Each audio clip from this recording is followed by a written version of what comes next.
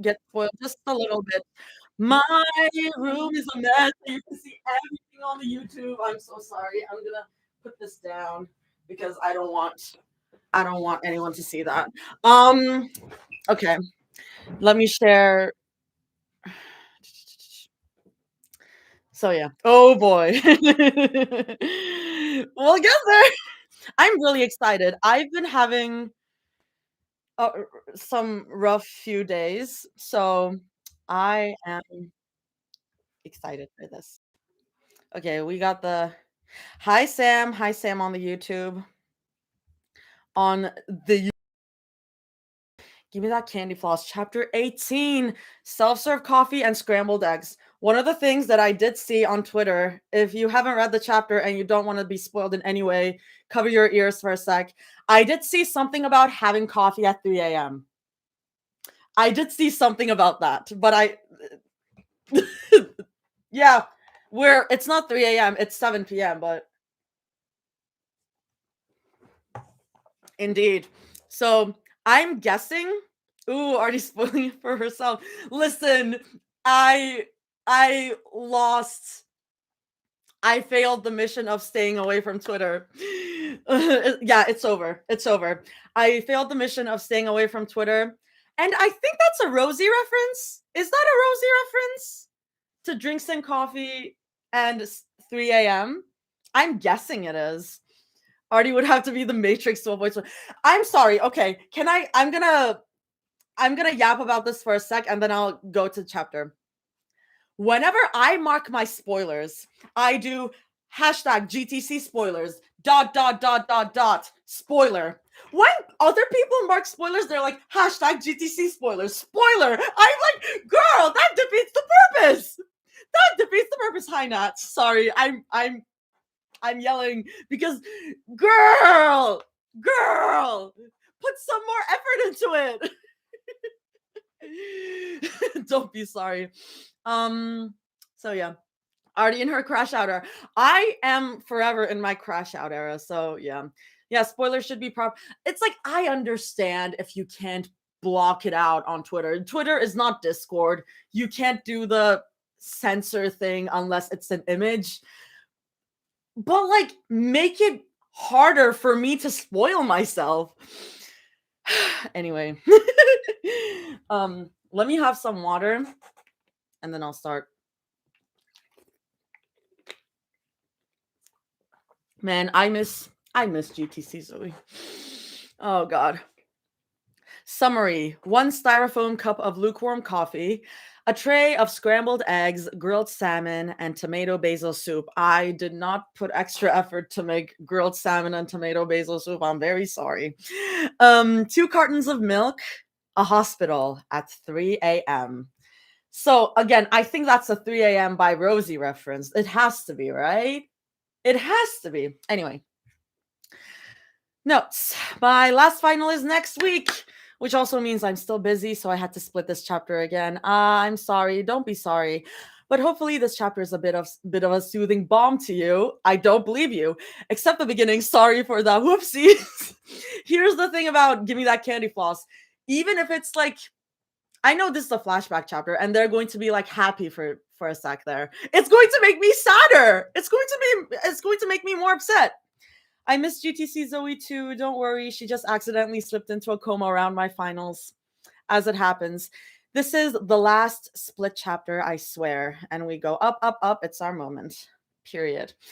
I also heard that apparently there's some big words in this chapter, so I might be pulling out that dictionary. Don't believe it. Yeah, we never do. My baby Zoe. My baby Zoe. We're gonna save her. We are gonna save her, and she's gonna be fine. Okay. The giggle that breaks free from Rumi's throat tastes of a strawberry daiquiri, sweet at the tip of her tongue, bitter at its end. Really? Rumi asks with a giggle. I wouldn't with you. No? The woman next to her smiles. the kind of smile that coils at the corners with a sardonic, sexy twist. And Rumi feels the warmth grow in her stomach. That's good. I like to keep people guessing. I don't think this is Mira yet. I don't think, or is it? I don't know. We'll see. Rumi leans forward. She's too tempted by pink, not to the pink face, the smell of peppers on. Okay, so it is Mira. It is Mira. Okay. She's too tempted by the pink, not to the pink face, the smell of peppers on her neck. Not pink, but close enough. She wants pink. Or maybe it's a fake out. Okay, I'll keep reading. The side of her foot presses against the bare shin of her companion, sliding, sliding, sliding up and down until they're both pink in the face and the warmth in her stomach feels like something she can digest. No, I take that back. I take that back because I just remembered the sneak peek. Or maybe, wait. Okay, I'll keep reading. I'm gonna confuse myself. Okay, okay. I'll keep reading. Okay. She can't help but giggle. Giggling comes easily when the world is swaying underneath her, and the smile across from her seems to maraud with want. What does that mean? Jaime. I see. Roam in search of things to steal or people to attack. Gotcha. Unlike the other bars Rumi likes to frequent, this one is quieter. So it's a bar. Then it's not Mira, I think. There's a dance floor somewhere in the vastness of the deluxe room, but it's hardly the focus. Everything is intentional, from the matte walls to the zigzag of neon lights along the bar counter her arm rests on, to the bartender who pointedly averts his eyes like he knows he's not supposed to look. The alcohol on the shelves in front of them is labeled with names she'd never find anywhere else. And the patrons. God, how Rumi loves the patrons here. Beautiful women who all speak to her with low, amused voices and laughter that floats between them and the soft, plucky music like heavy perfume. They blush a pretty shade of pink whenever Rumi offers to buy them a drink. Rumi loves seeing the pink on their faces. Mm-hmm. Then Rumi dips her chin. She looks up through her eyelashes in the way she knows that people crave. She wants to be craved tonight. Is that what you want to do? Rumi murmurs. To keep me guessing all night? She sees how fast the woman's breath hitches and the way her chest stutters. It makes Rumi feel warm all over again. Warm mention, warm mention, warm mention. Okay. She feels even warmer. Okay, I'll stop. She feels even warmer as fingertips begin to caress over her forearm. Invitingly slow, a proposition for more. Would you like that? The woman purrs. Rumi's head swims at the heat on her. She curses herself under calls her nightly companion by name. They think that Rumi might remember them after. But tonight she's slipping. She can't remember this woman's name. She knows it starts with an M. Minji, Mina, Miyon. Mira, the back of her mind whispers. Call her Mira. Ironically, the part of her mind is the only sober part of her. Oh, girl. Okay. Rumi blinks thought away, and she tilts her head as she smiles. The smile feels so stupidly synthetic on her face, but she doesn't know how to rearrange it. Rumi swallows hard enough to hear the crack of it in her ears. She leans in closer and murmurs, If you keep touching me like that, I don't think I'll have to ask anything. The woman smiles. Her eyes dart down when Rumi bites down on her bottom lip, and Rumi tries not to smile too widely at the effect. Then her fingertips brush higher up Rumi's arm, over the skin near her elbow, and she whispers, Good. I'd rather you know exactly what I want tonight. The cold that runs down Rumi's spine is a familiar one to her. Thrill wrapped around the cloak of mild repulsion, a spark of antipathy, sweet distaste. She already knows what comes next. Her mouth is already forming the familiar words. Words she has said so many times over the past 2 weeks that they're practically fused to her. An invitation for pleasure at her penthouse, and a night that they could both use to forget the troubles of the world. Let's. Rumi starts slowly. Rumia! The woman pulls away so fast that Rumi makes a face before she can stop it. Disgust flashes warm in her belly as she whips her head to see who, exactly, felt the need to interrupt the one ritual that she didn't want to see broken tonight. A groan nearly escapes her lips when he reaches them with a yes! Is that my king? Is that my king? Is that my king? Okay, so it's let me do the voice. Is it? Is it? Is it? Okay, let me do the voice. Okay. Rubia! Whatever. It's not perfect. A groan nearly escapes her lips when he reaches them with a quick wave. He's not even dressed properly for a place like this. A jacket over an old California hoodie, and a crooked smile that Rumi knows is the reason his company pushed so hard for a boy next door vibe with him. She wonders what he did to convince the bouncer to let him in. God, my king! My king! My king! Unless he snuck in, which, of course, he would have. Hand shoved in his jacket pockets, Genu rocks on his heels as he breathlessly greets, Hey, I've been looking for you all over the place. A call would have been nice. Rumi rubs the side of her temple in exhaustion. Genu, she growls. Genu sticks his hand out toward her bar companion. The woman reels back and blinks in surprise, but she hesitantly shakes his hand in the end. It's nice to meet you, Genu says, lips curled upwards in a disarming smile. He slips his hands back into his pockets as he adds, It's nice seeing my girlfriend make new friends. You know how hard it gets with all the scheduling and everything. The woman freezes. So does Ruby. He's such a menace. But Genu keeps smiling back and forth between them like he doesn't know that he's just bathed them in cold water. Girlfriend? The woman echoes. Rumi snaps awake at that. He's not. He's just making you. But it's too late. The woman's already scrambling for her purse and mumbling her thanks to Rumi for paying for her drinks, and her heels click-clack away as she leaves the bar with a small, indignant sniffle. Aw, Rumi watches her leave in disbelief and, maybe, relief. The smallest part of her, at least. Okay, so I'm still confused. Is that Mira or not? Okay, maybe it's not. We'll see. Oh, sigh, unreliable narrators. The vacant chair scrapes gently across the ground as Genu pulls it back to sit with her. He hails down the bartender and asks for a club soda. His shoulders aren't so squared anymore. His boyish smile, somehow impish and innocent at the same time, is gone. The look he gives Rumi is more harrowing, pity with the light tilt of castigation. It feels like salt on the wound of Rumi's open chest. You could have made her go away saying anything else, Rumi bites out lightly. She takes a sip of her drink. It's the only thing that brings her comfort now. She wouldn't call herself an alcoholic. She's addicted to much heavier things nowadays, like greed. Jesus Christ.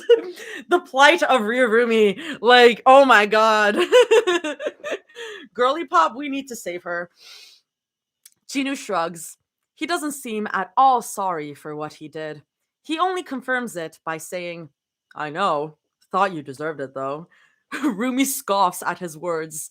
She lifts the glass to her lips for another miserable sip, but Genu grabs her wrist.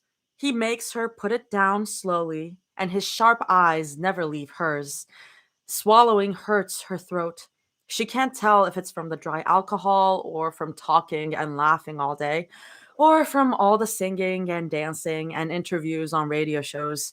Her life has practically been a blur over the past few weeks. A bigger blur than it used to be anyway. Girl, I fucking I fucking get you. The little blips of sex at night are her only respites. The pink in the corners of her vision, too. She prefers the pink. The orgasms come close. Okay, very interesting. Okay. What are you doing here? Rumi asks him, voice hoarse. At least it doesn't wobble. Chinu presses his lips together. He searches her face, and Rumi's shoulders come up in immediate defense. I thought I'd find you here, he replies. Rumi scoffs again. She wishes she could splash his face with the rest of her drinks, but she's not drunk enough to do that. She's never drunk enough to forget to be a little more careful. Sometimes she wishes she could. Desperately, desperately wishes she could. I'm always here, Rumi tells him, resentment sharp in her voice. I have always been here. Figuring out where I am isn't that special. I know, Genu says, and the softness to his words startles her. I just had a feeling you saw it. Her inhale comes unsteadily. Of course I did, she practically spits. She wishes Genu weren't so overbearing. She would have grabbed her glass and drunk it dry. The burn of it would feel better than the burn of grief. What do you want me to do? Go to her? Tell her, sorry, what happened? You look so happy in those pictures. Take me back, please. Okay, I see. I see. Okay, okay. Okay, that makes more sense. Okay. That makes more sense. I get it. I get it. I get it. I get it. That makes more sense. Okay. Okay. Okay. She was just like, oh, I need to deal with this fucking girl. Okay. Okay, I'm up. Okay, bitch, I'm up. Okay.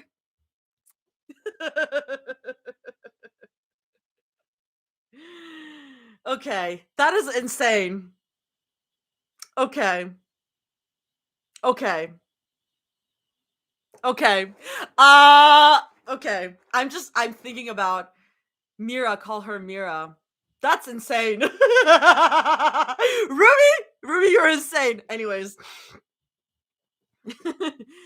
Sorry about what happened. You look so happy in those pictures. Take me back, please. Genu shakes his head. He doesn't look at all irritated by the sneer on her lips. He just says, I just figured you wouldn't feel good after seeing her at a wedding. The grief that comes to her is a familiar friend. It comes in waves on most days. It comes whenever she opens her eyes in the morning and realizes that the body next to her is vacant of moles on the back, a gold chain, and a bold mark on the shoulder.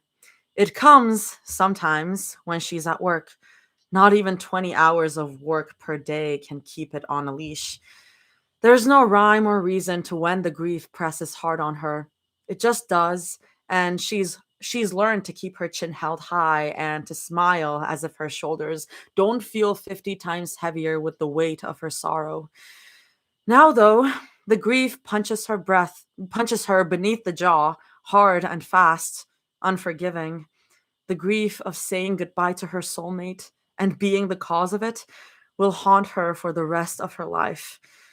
And tonight, after seeing her 50 different times and 50 different angles on her phone, on her TV, in newspapers, God, it makes Rumi feel like curling up and dying. It's not a giggle that comes from her mouth anymore. It's a sob. Her mouth tastes so bitter. The tears come before she can stop them. Her vision blurs, but she can still make out the frown on Ginu's lips and the way he scrapes the chair underneath him to get closer. A bartender comes to deliver his club soda, but he disappears without giving any regard to Rumi's gasping sobs. Good. It's one of the things she loves about being at this kind of bar.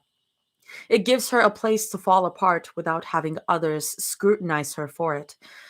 Then she feels Chinu's arms wrap around her in a warm, suffocating hug, and all Rumi can do is fall apart all over again against his chest. She can hardly breathe with how hard the sobs choke out of her. She wishes she could wail out her grief to the world, but she had already lost her voice doing that the first week she lost everything. Anyway, she looked so beautiful. Rumi chokes out against his chest. He smells nothing like her. He smells of a car freshener and breakfast from a dorm room too small. He's nothing like her. There is no one like her, and the thought that Rumi will ever have any semblance of her in her life again pushes the grief deeper into her chest. A grief so stark and clear that all she can do is sob into the arms of a boy who doesn't know what it's like to lose everything. I know, Jinu mumbles against her hairline. He rubs her back, but it does nothing to stifle the racking sobs. He tries anyway. Let me take you home, just for tonight. Don't do this tonight, Rumi, please. But she looked so beautiful, Rumi wants to sob. She looked so beautiful, and I wasn't there. She didn't want me. She didn't want to marry me. How could someone like her ever want to marry me? It'll stop hurting eventually, Jinu says quietly. You'll find someone new. No, I won't, Rumi bites between her gasps. The grief still hurts. It still weighs as much as the chain around her neck. A reminder of the biggest mistake in her life. I can't.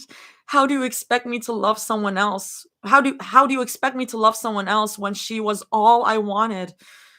Jinu pulled back. Oh my god. Jinu pulls back to look at her. He squeezes her wrist. You will, he says simply. I think it's the only choice you have. Don't tell me about choices, Rumi wants to snap. Don't tell me I have any other choice. How could I ever love anyone else? How do you expect me to ever love someone as much as I loved her? What makes you think I could ever make that choice? But all that comes out is a small whimper. She looked so beautiful, and I don't think I can ever come back from this. Man, fuck you. um, my first pick from Arsenite was probably already warm like sunshine. Real. Hi, Lauren. Thank you, Lauren. Okay, I was confused at first. I was like, wait, are we already back? I thought we were back at the first meeting. But no! We had to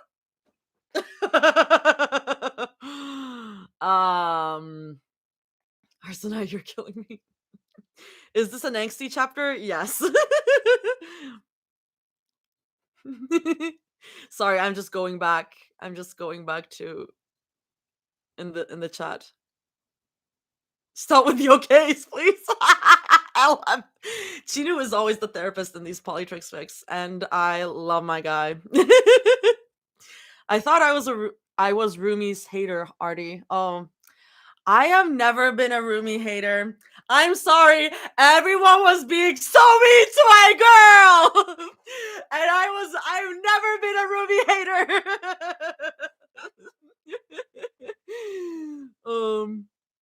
It's a cute and fluffy chapter, I promise. Arsenite strikes again. Whoever believed them? Rumi catches strays every day. LMAO. No, like for real. I'm like, girl. I don't listen. Oh my god. Listen. I don't know what day it is, like 90% of the time. I'm sorry. I forgive her. I never got the Rumi hate. She was clearly suffering so much. I was gonna quit. Everyone's so mean. No, I was like, all you Rumi haters get on my nerves. You just said fuck you, Rumi. No, I said fuck you, Jaime. I have suspicion Artie is gay. Where'd you ever think that? Why would you ever think that? I believe in equality. I hate everyone. Rumi went from working 19-hour days for Mira to 20-hour days. 20-hour days out of grief for Mira. Oh, yes. Sorry, I didn't get the sentence structure at first. What? No way. Okay, let me check the YouTube real quick. I haven't finished the chapter I started this morning. I have to go to work. It's not Mira. Got that, Tegan. The FOMO is heavy. Listen, Sam. I saw Nick in the GTC Discord once being like, "Oh, I'm waiting for Artie's live," even though I'm pretty sure Nick has early access. I'm like, "Girl, you don't have to wait for me. It's okay. You don't have to wait for me. I know there's cuteness later, and it's gonna make me upset." For real, everyone in this series needs therapy, including me. I mean, everyone who comes from the Kong family probably needs therapy. So I like waiting for you to read it. I appreciate that. Okay. We are in Mira POV right now. So did we do it? Okay, let me see if we did a time if we did a flashback or not. If we're going on with the angst. Let's see. The fairy lights under the gazebo bring out the color in your eyes, the woman next to her declares. Mira raises her champagne glass to her lips to hide her smile and lifts an eyebrow.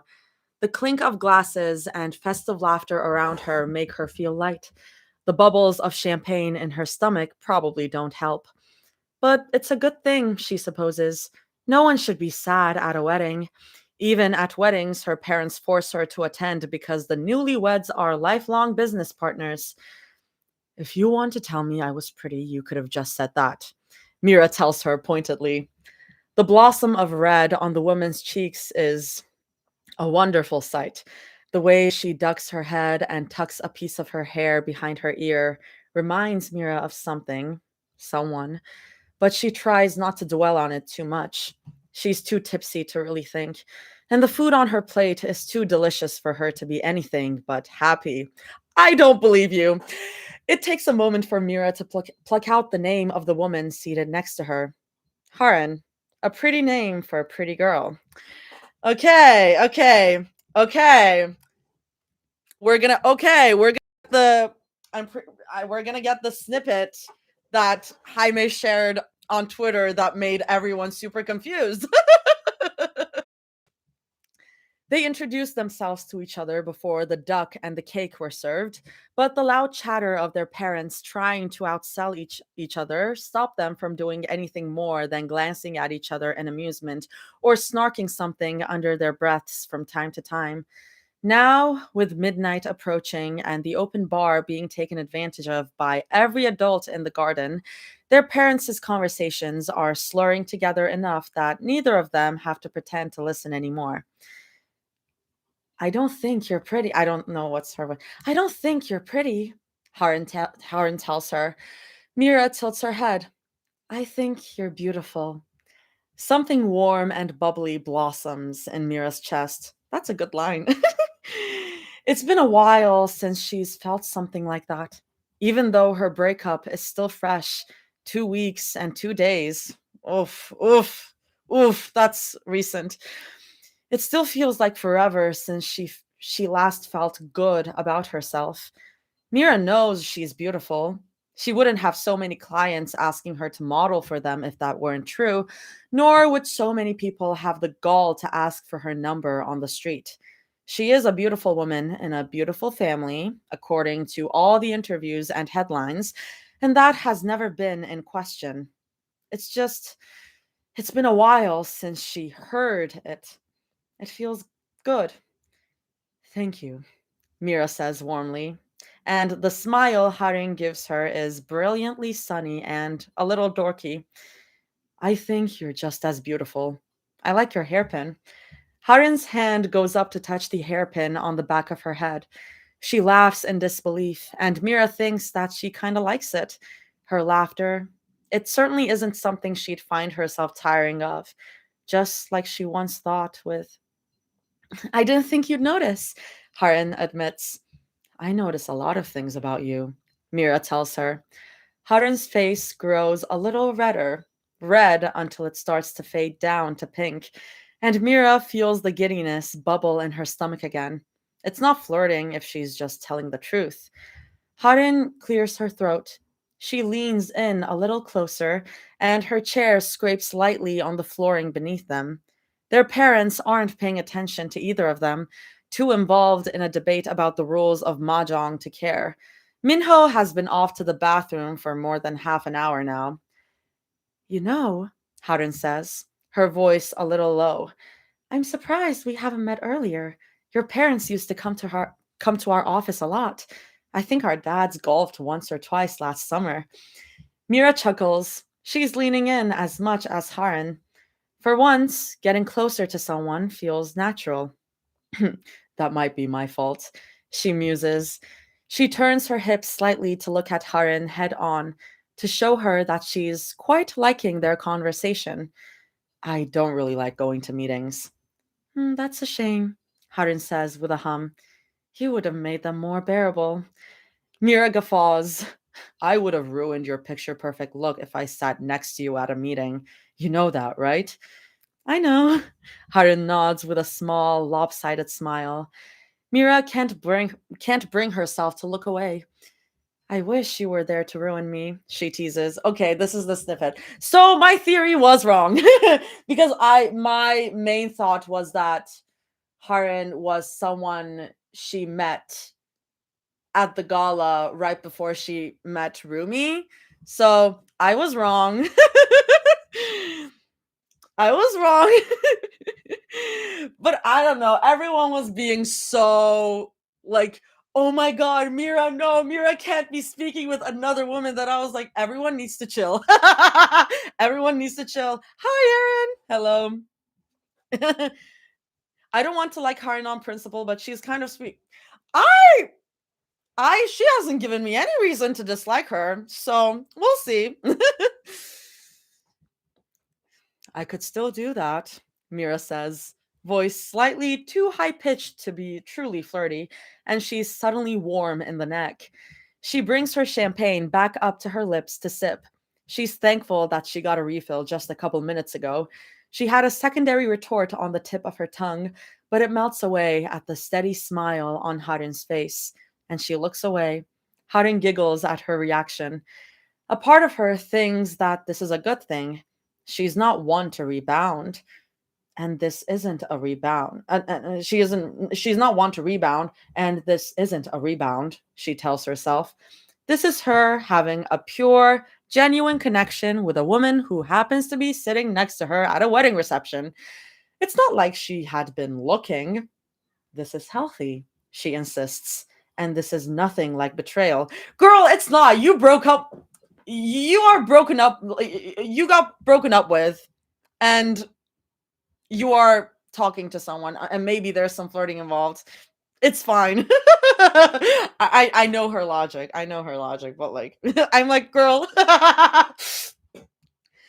But the thought itself embeds between her ribs like a knife. There's a light bitterness in the back of her throat each time she laughs with Harin or she tells her or tells her she looks pretty. It tastes like betrayal, but she just doesn't understand why. What is there to betray? She's a free woman. She is a desired woman, and she should feel free to flirt and be with whoever she wants. It's rough. It's rough. Okay. Never feels right to do it. She doesn't get it, and she hates it. Hates it so much that she wishes she could strip her face off and burn herself in a pool of acid. That would be a greater mercy than feeling betrayal for something she's free to do. Oftentimes, the bitterness in her mouth when she talks to the other models who flirt with her gets so overwhelmingly strong that she wonders if the other person can smell it. It's what deters her from letting flirting turn into something more. Harin is a little different. She can still feel the bitterness, but it's muted. It tastes like the kick of a sweet daiquiri rather than something unbearable to swallow. Each time Harin tells her a joke about her parents or recounts the time that she embarrassed herself at a business meeting, meetings that they both understand to be dreadful and boring as daughters of conglomerates, Mira feels lighter. Harin is easy to talk to. They have many things in common, including their shark tooth parents and their love for the arts, yet they differ enough to remain distinct. This kind of easy conversation what was what they oh my god. This kind of easy conversation was what drew her to Rumi when they first met. The understanding, the light clashing that felt like a thrill rather than a death sentence. It's what makes her realize that Harin is different by the time the clock hits 1 in the morning and their table has become a mess of napkins and empty champagne flutes. Harin is different because she's nicer than Rumi. She's more lenient. She immediately steps back when Mira disagrees with her opinion of the best tea or the best songs. She holds no strong attachment to her opinions, and she certainly doesn't admonish Mira for hers. There is no fighting with this woman, and Mira thinks that she likes it. Or at least she knows she's supposed to like it. This is the ideal. In fact, this is more than ideal.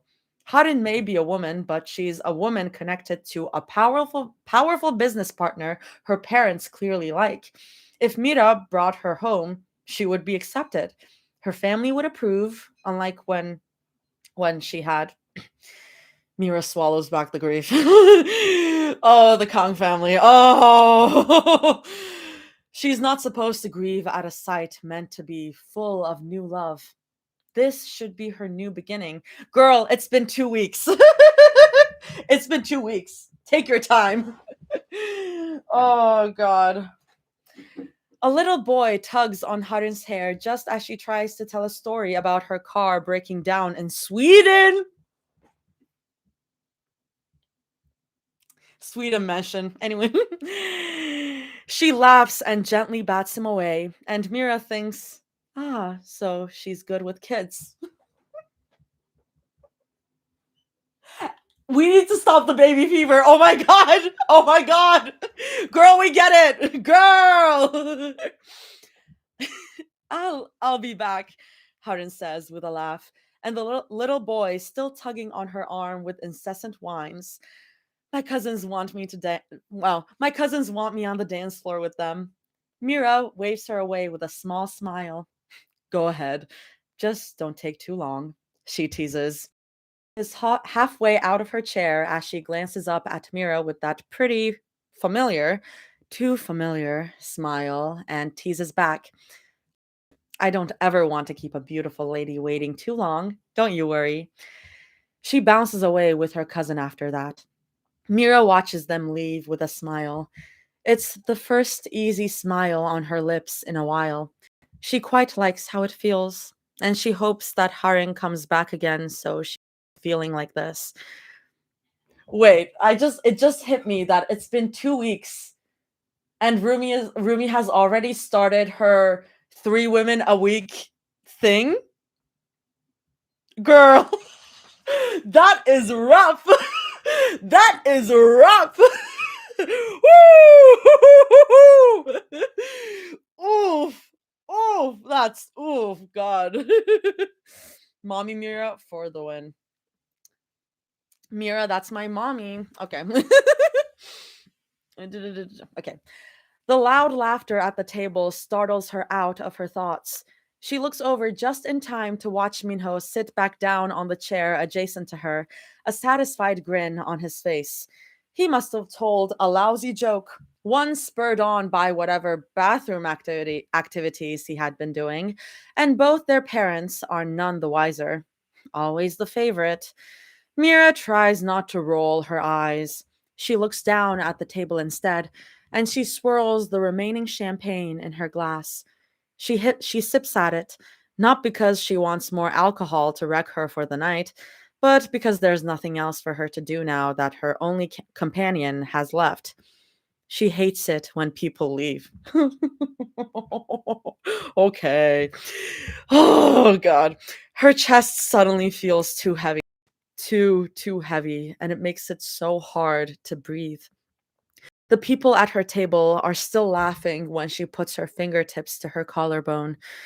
They don't pay her any mind, nor do they care that the pallor on her face has deepened. The only times she's ever been to paid attention to were when she yelled or made a fuss. Now is not the time for either. It would be hard to, anyway. Her throat has gone so dry. Mira's fingertips find the cool chain of her necklace, her locket, the chain. Now the question is, has she opened it yet? Her fingers flit over the back of her neck and over the baby hairs to find the clasp. Is this when she fucking opens it? Is this when okay. She hasn't taken it off in a while. She thought that maybe showering with it on would force it to rust, and that the choice to remove it would be a split between her own decision and natural timing. That it would feel like relief. But to her dismay, unclasping it and looking at the face of the golden locket only shows how shiny it still is and makes her lip curl in disgust. She'd forgotten how much Rumi spent on this locket. She wishes Rumi had been a little more humble. Who does she think Rumi is? Maybe if she had, they wouldn't have gotten here. Oof. Her thumb rubs over the smooth gold. The light engraved patterns along the heart feel nice under her skin. Then I'm guessing that she hasn't opened it. Okay. She used to love rubbing her fingers over it when she'd get too stressed or when she missed Rumi too much. She hasn't touched it much over the past 2 weeks. It felt like playing with fire. Yeah, she hasn't opened it. Oh, God. Sorry.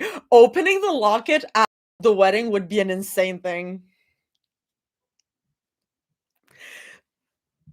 Mira glances up at the table.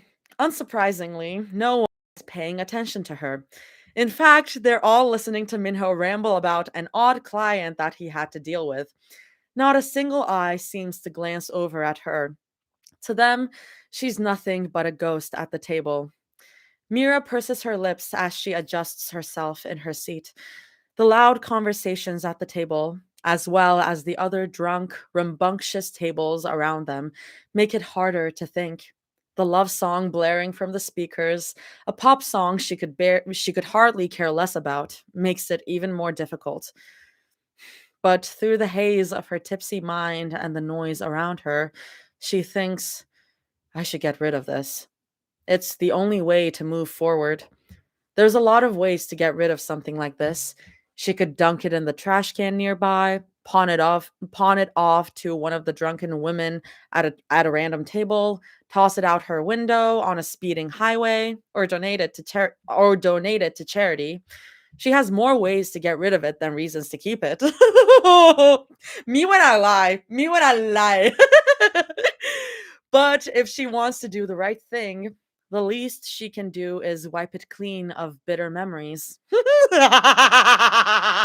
Cackling, cackling, cackling. Jesus. The next person to hold it can start anew. They will never have to know what it's like to love someone so much that something as simple as a locket can feel like an albatross around the neck. Okay, okay. I'm calm. I'm so calm. Oh my god. Okay.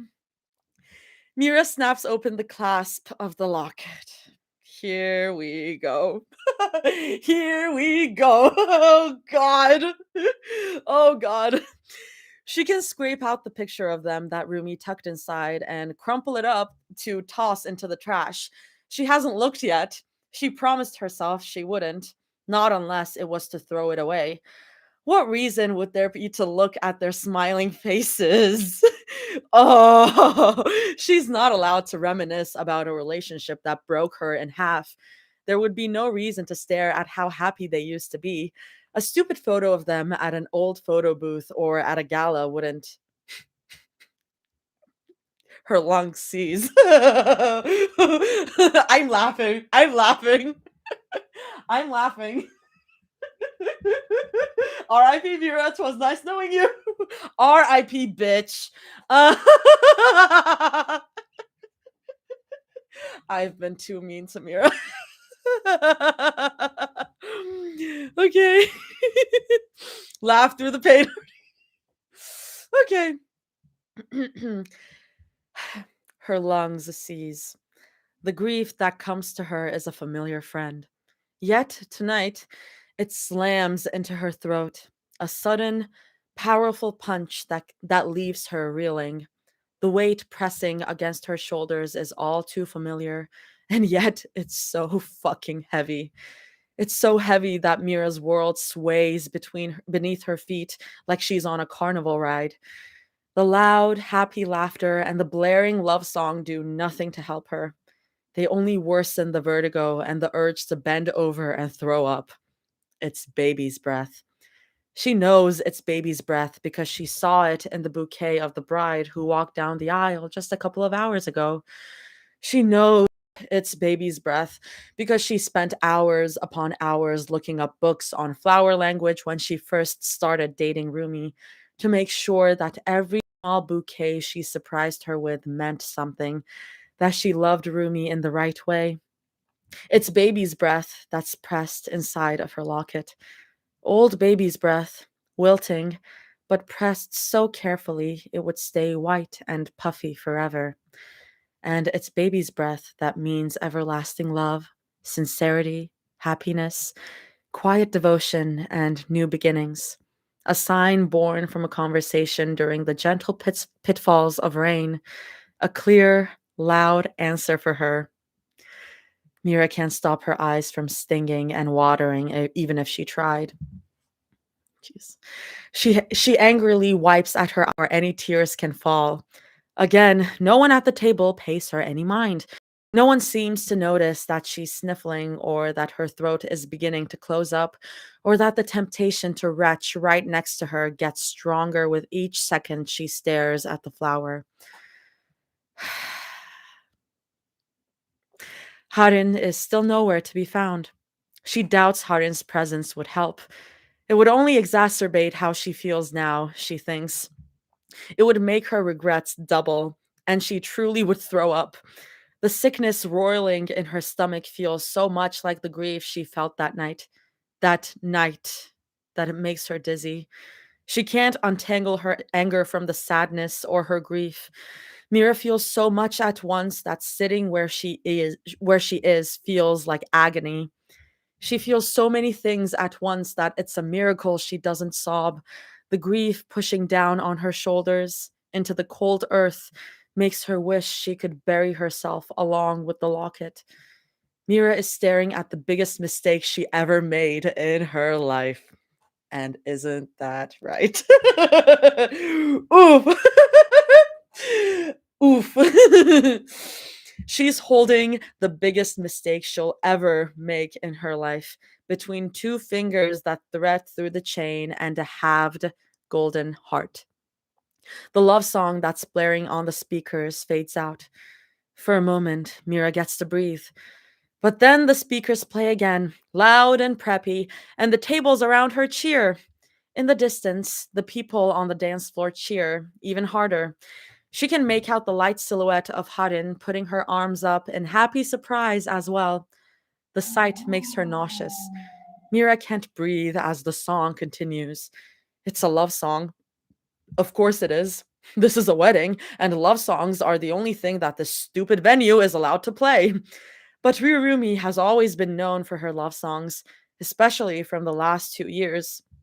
Despite her sudden shift to more melancholic songs over the past 2 weeks, people still love her older love songs. Sorry, do you mean to tell me that that they broke up and Rumi immediately released heartbreak songs? That is wild. People have always said that her love songs are so down to earth that they're the truest expression of love. Mira had never disagreed. Even now, she doesn't disagree. She can't. Rumi's voice still sounds so beautiful, even when her ears feel stuffed with cotton and grief. And Mira lets out the smallest sound of pain between her lips. She sounds like a wounded animal. She is one. Despite how loud the whimper sounds in her ears, no one at the table seems to hear it. They're too busy singing along to Ryurumi's song on the speakers, too busy laughing among each other like today is the happiest day of their lives. And Mira can't blame them. Just 5 minutes ago, right before she had opened this stupid fucking locket, Mira had thought this was the best day of her life, too. Me when I lie. She thought she looked so beautiful when she posed for cameras as she entered the venue. She felt so vindictive when she smiled over her shoulder and waved, knowing that Rumi would see just how pretty she looked at a wedding that wasn't theirs. Meeting Harin had been the nail on the coffin. That's wild. That's wild. That's crazy. That's crazy, crazy, crazy, crazy, crazy, crazy, crazy, crazy, crazy, crazy. Woo!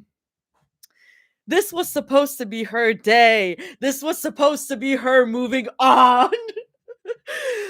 But as the locket shakes in her hand, the baby's breath getting blurry in her vision from her welling tears, all Mira can think about is grief, loss, and the wish to die where she is. The sound of Rumi's gentle voice as it reaches the bridge makes her choke out another sob. She hears the faint sound between the piano and the pluck of the guitar, the sound of her laughter, a voicemail that she left for Rumi when she was off working in China, too faint for anyone else to make out, but loud enough for Mira to know it's there. 사랑해, Mira hears herself say during the bridge of the song, her voice whispered and faint and too small for anyone to discern as any particular person. Shooting myself in the head! Shooting myself in the head! What do you mean? Ah! Time cast a spell on you! Oh God! You'll never get away from the sound of the woman that loves you, indeed! Yes, saranghe means I love you. Oh God! You'll never get away from the sound of the woman that loves you, indeed! That's good. Cactus, that's good. Jesus. I get it. I get it. I mean, yeah, yeah.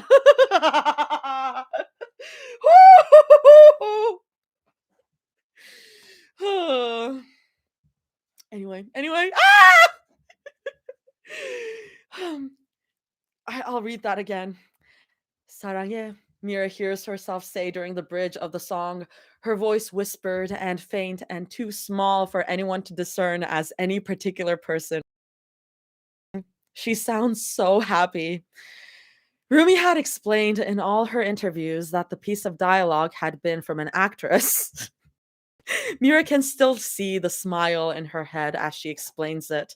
So reserved but quietly smug, looking at the camera like she knew Mira could see her and that they were sharing such a thrilling secret.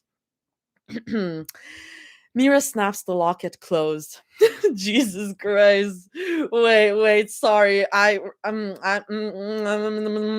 need to reel back. I need to oh my fucking god, that's some good shit. That's some good shit. This is some good shit. This is perfect. Mira snaps the locket closed. She wants to throw it across the room as hard as she can, just as much as she wants to pocket it, just as much as she feels like pouring gasoline behind the venue to set a small fire to toss it in. She doesn't. As shaky as her hands are, clasps the locket back around her neck. Her chair scrapes as she gets up and snatches her purse. For the first time all night, the people at the table look at her.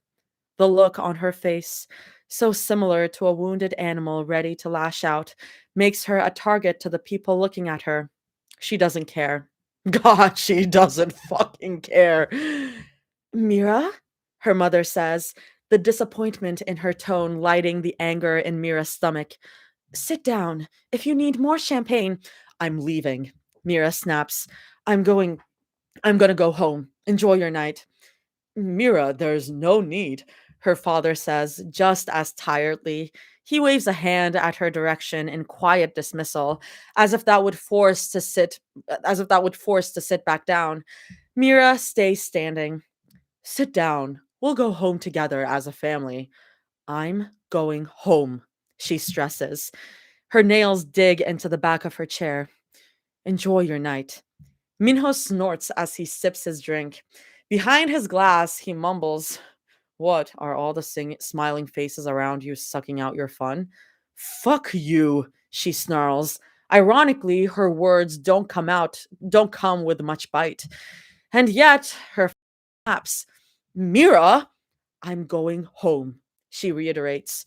Her hands are shaking at her side, but everyone at her table and a few nosy eyes from the other tables are looking at her angry face. She'll only ever be the angry girl to them. I just have a headache. Her mother starts to search through her purse. Well, if it's just a headache I have, I'll get it at home, she says bitterly, lifting a hand to wave them goodbye. Mira turns around. She doesn't have time for this. She needs to leave this all behind. Over her shoulder, she can hear her father and Minho shouting after her. She can hear her mother apologize to Harin's parents, assuring them that Mira isn't usually like this. She is, though. Mira walks out of the venue with her chin held high. She doesn't dare speak to another soul or look anywhere but in front of her. Her car chirps in greeting when she presses down on her key. The slam of the car door, oh my god, the slam of her car door wakes her up, and she wishes she could open the door and slam it again and again to feel a semblance of control. Instead, she turns on her car and reverses out of the parking lot. The gate opens for her when she waves frantically at the guards to let her leave. She doesn't take the road home. She turns onto the nearest highway and she rolls her windows down. Mira screams and screams and screams. She screams so much that she can no longer tell if the pain in her chest matches the raw burn in her throat. All she can feel is grief so heavy that it consumes her. She never takes her foot off the gas pedal. There's a rational part of her that knows she's acting recklessly. All it would take is one bad collision. There's a reason why she always made sure to drive slower and more carefully when Rumi was in her car. Wink, wink, wink, wink, wink. I hate you, Jaime. She loved Rumi so much. I don't hate you. I think this is brilliant. She loved Rumi so much. She loved her so much that she would force herself to always look over her shoulder to check her blind spots and ease off the gas even when she thought she could make it through the yellow. She loved her so much. Yet loving her is the reason why she speeds now. Maybe if she sped fast enough, ran just as fast and hard as Rumi always did, she would get away from the sound of her voice and the way Vera loved her. Okay, Jaime is laying it all thick. Jaime is laying it all thick. Girl, we get it. Girl, we get it. When was this fucking tweet? This tweet was like more like 2 weeks ago. See, I told you. Please, we don't need a third car crash. Oh god. Time cast a spell on you. Okay, okay, okay. Like, oh my god, just okay. Word for word. She drives for an hour and she still can't run away fast enough to do it. Not for 3, not for 6, not even for 8, even when her gas runs out. She knows these roads too, where her mind and when her where her mind takes her, the bend in the road and the name of the highway, the way to Rumi's, always the way to Rumi's. But then she hits her steering wheel with a scream and she turns away from the road. The grieving part of her wants to run to Rumi's penthouse and fall to her knees. The angry, hissing part of her never lets her. And as she rolls back to the gates of her family's mansion, defeated and exhausted. Just as the sun rises to greet another day, all Mira can still think is, how the fuck can I ever move on from this? How do I get rid of you? How can I ever get rid of you? I'm gonna kill my Alf. Oh my god. 2 spins, 3 spins, 4 spins. Ah! Everyone stream 36 questions. 5 spins. Um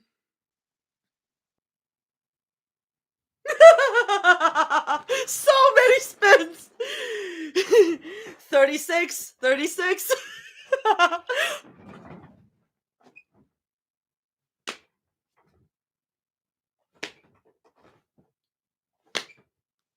Guys, we have a blue line break. We have a blue line break! Oh my god, this chair is gonna give out. Oh my god. There's a blue line break. Let's fucking go! I need to call my roommate and be like, hey, Zoe's back. I already saw a candy thing. Cactus! Wait, what is Cactus saying? Hey, so remember in chapter 15 when Rumi told, yes, tell me what to do to get rid of you? No, yeah, I got guys, everyone stream 36 questions. Like the 36 questions GTC parallels are making me go crazy. I'm gonna yap about this. I love the color blue now. Wait, okay, I said so many things back to back. Let me go back. I need to call over my roommate and be like, hey, Zoe's back. Because my roommate was like, oh, I forgot Zoe was in this fic. Because it's been Rumira for so long. 36. Okay. The thing about 36 questions is, brief rundown. The 36 questions are questions designed to make 2 people that just met each other fall in love. And the last question of the 36 questions is, what was it? Ask your, is it, wait. I'm gonna pull up the fucking script. I'm gonna pull up the script because I want to get it word perfect. Everyone be on the lookout for the fucking 36 questions covers because oh my god, how do I here? Okay, the last question. Question 36. Share a personal problem and ask your partner's advice on how he or she might handle it. Also, ask your partner to reflect back to you how you seem to be feeling about the problem you have chosen. And Judith asks, how do I let you go? How's that for a problem? How do I let you go? And 8 years later, when they meet again, Jace asks her, how do I let you go?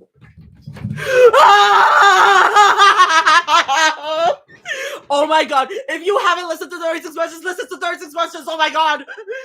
Oh my god. Like, it's, oh my god. 8 years later, Jace has a fucking kid. He has a fucking kid. He got married and like divorced. And that's the question he asks her. Artie, don't have a heart attack. Oh, I won't. Reasonable crash out. Valid crash out. Okay.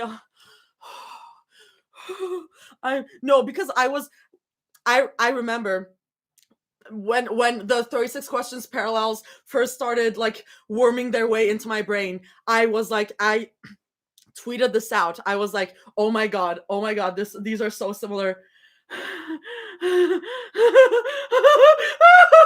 just makes me crazier.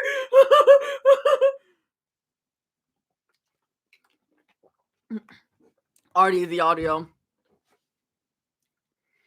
I think the mic is dead. Artie sort of pulled an Artie. Can y'all hear me now? Can y'all hear me? I think the mic died. Hello. Okay, thank you. I'm gonna plug this in and then I'll be back. Listen to 36 questions. Oh my god. It's all on Spotify. And any streaming service.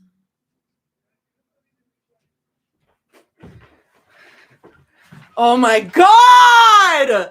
Ah! Like rips my fucking shirt off. Oh my god. Hello from the other side. Okay. No one wants to let go. You gotta fight against your every instinct, and that's hard to do. No one wants to quit. No one wants to admit to themselves what's actually true.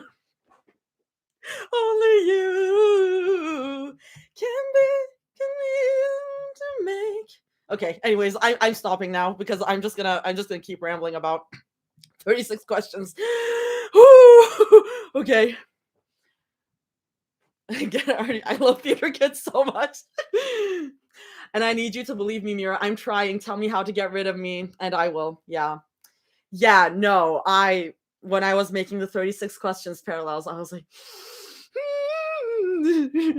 Artie is going to sing In Another World after this story. I can at this point. Okay, we're back to Zoe. That's more important. We're back to Zoe. Okay. I miss my girl so much. It's a strange sensation being where she is. Zoe can feel her fingertips. She can even move them if she wants to, but it feels fuzzy. Her entire body feels that way, really. Her head, too. It feels as if someone has put headphones over her entire body and told her to keep still. Everything feels decibels and fractions lower than what it should be. There are points where she can feel more than she should. It feels like uncovering one side of her headphones, sensations flooding back with the sound of an annoying beep, and was that singing? The feeling of a sturdy cot beneath her body. It never lasts longer than the length of a song. It gives her a glimpse, but never enough to gain the full picture. Sometimes she can feel cold knuckles against her forehead, brushing away hair that tickled her even in her dreams. Sometimes she can feel a warm hand against her wrist, adjusting her in ways that she can't seem to tell. Mostly, Zoe dreams. They're odd dreams, fragmented dreams, strange, floating dreams most of the time. They're not dreams in the sense that she can visualize them. She can feel them mostly, feeling as if she's standing on air and walking through the clouds in her own mind. It makes her feel floaty. For once, it makes her feel like she could take on the world. Then, suddenly, she opens her eyes.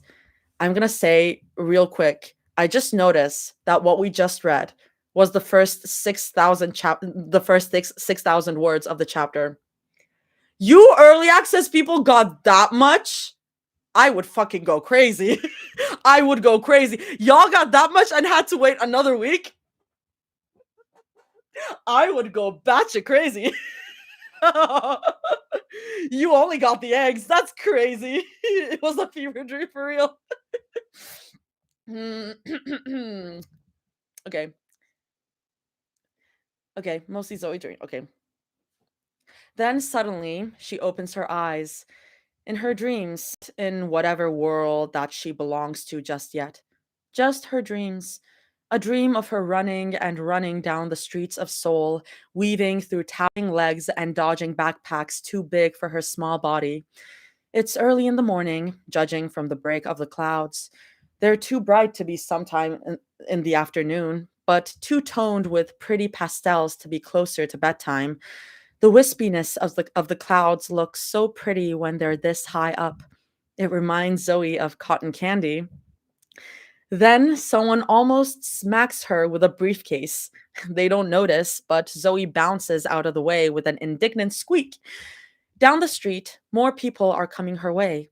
An early morning rush, she supposes. The rumble of the ground beneath her feet feels too close for comfort. Zoe panics quietly, looking left and right. She finds an alleyway next to her, and she breaks into a sprint towards it. Despite her best efforts to run, the crowd is starting to gain momentum behind her.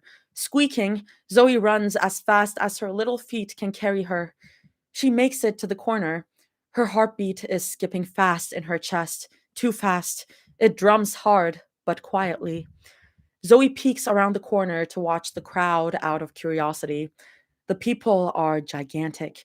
They hardly look down at her. So many of them are on their phones or checking their watches, and others have their faces turned to the people that they're talking to. A few of them are smiling.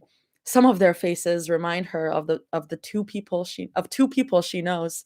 She wonders if she will ever see them smile again. She hopes she can see them smile today, in fact. Then,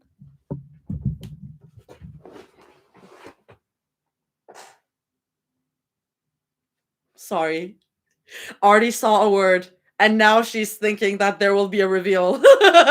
Artie saw a word, and now she is.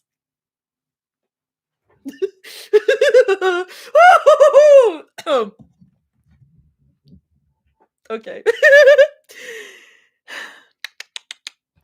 Then Zoe turns around. She intends to scamper down the alley to round her way back to the main street, but a giant shadow casts upon her body, and she's forced to look up. A pit bull, ugly with sharp teeth and a leash that it drags on the floor without an owner in sight. Zoe's heart begins to beat hard again. She feels the anxiety pressing down on her, and the way her instincts tell her to run, run, run, run as fast as you can and never look back.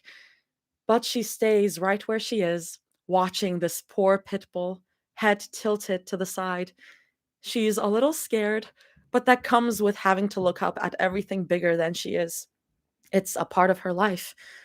And there's something about this dog that strikes her as remarkable. It has sharp, sharp teeth, but its brown eyes are so doleful. What could make such a mighty beast so sad? How could it ever feel sad when it has everything that it could ever want? She hears a hiss. Frightened, Zoe jumps back, but so does the dog, who seems even more cowed than she is. The alley cat that she sees is just as sharp-teethed and clawed as the dog in front of her, but its hackles are raised, and it has its hateful eyes set on the dog, who's starting to growl back at it. Why fight? Zoe wants to ask them, but her tongue feels too heavy. What have you two ever done to each other that you need to fight? Guys, I'm so ready. If what I think is happening, I'm so ready. She watches, dumbfounded, as the pair start to circle each other, hissing and growling with haunches high. They hardly even look at her anymore. Why fight? Zoe wants to beg them. The minute you tear each oh my god. The minute you tear each other apart, you'll hate it. You'll cry and beg each other for forgiveness and punish yourself for something you didn't have to do. So why fight? They keep circling each other. It's like they're waiting for the other to strike first. And Zoe wishes she could come between them and tell them to stop. And she would scar herself if it meant protecting them from what they might do. But would they even learn from that? Oof. What good would it do to come between them if they just do it again and again and again? Isn't she enough? Can't she do more? What if she'll never be able to do more for them? What if she's never big enough for them? Then they turn to look at her. Their predatory eyes seem to glow, even in this morning light. It's so, oh my god. Zoe's heart stops beating in her chest. It feels as if her own body has given in to the natural order of things. She needs to be sacrificed, whether she likes it or not. The pair stalk towards her. They never take their eyes off her. At least Zoe will die knowing that she looked into the eyes of two beasts and never flinched. At least she'll die knowing how beautiful they look when they aren't tearing themselves apart to fight. But then the pit bull lies at her feet. The cat follows suit. They don't move, and their eyes don't blink. For once, they're at her level. And they look quite beautiful when Zoe can see every broken whisker and streak in their pupils. They look incredibly beautiful, and Zoe is no longer afraid of them. Okay, okay, okay, okay, okay. Hmm. Hmm. I thought we were gonna get reveal. I thought we were gonna get animal reveal. I was wrong. But very interesting. She needs to be sacrificed according to the natural order of things, but they bow down at her feet. Tom and Jerry, anyone? Pitbull, cat, and mouse? Hmm. Hmm. Hmm. Hmm. Hmm. Hmm. Jaime always gives us what we ask for, but never, never the way we mean. Yeah, yeah. Wow. Listen, it's this shit is Suzanne Collins approved.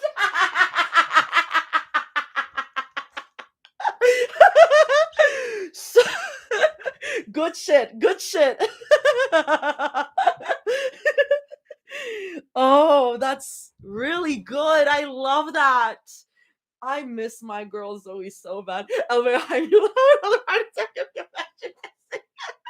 Oh, we're calling her SC now.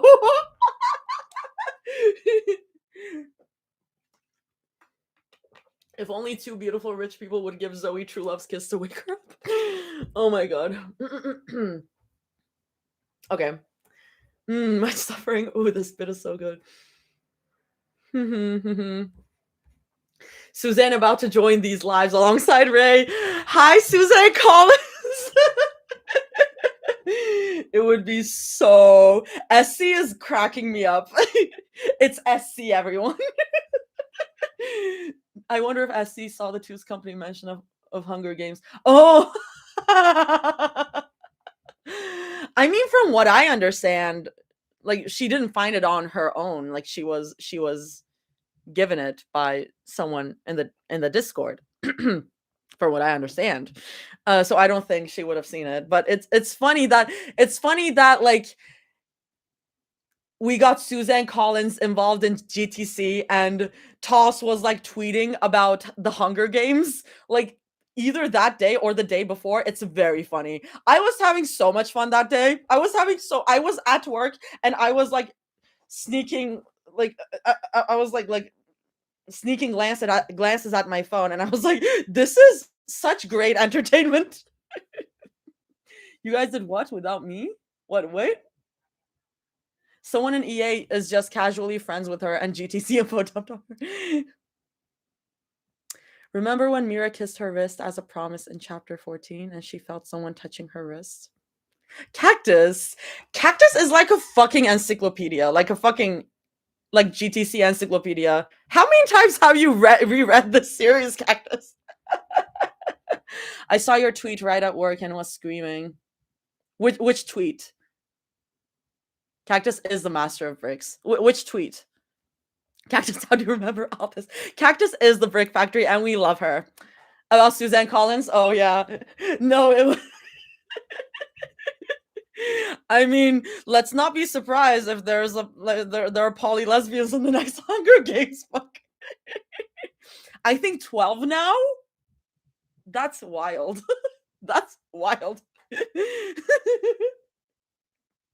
Oh wait, I just remembered I have a roomie PFP. Me too, girl. One can only hope. Okay. We're back to Mira POV. Oh. Oh.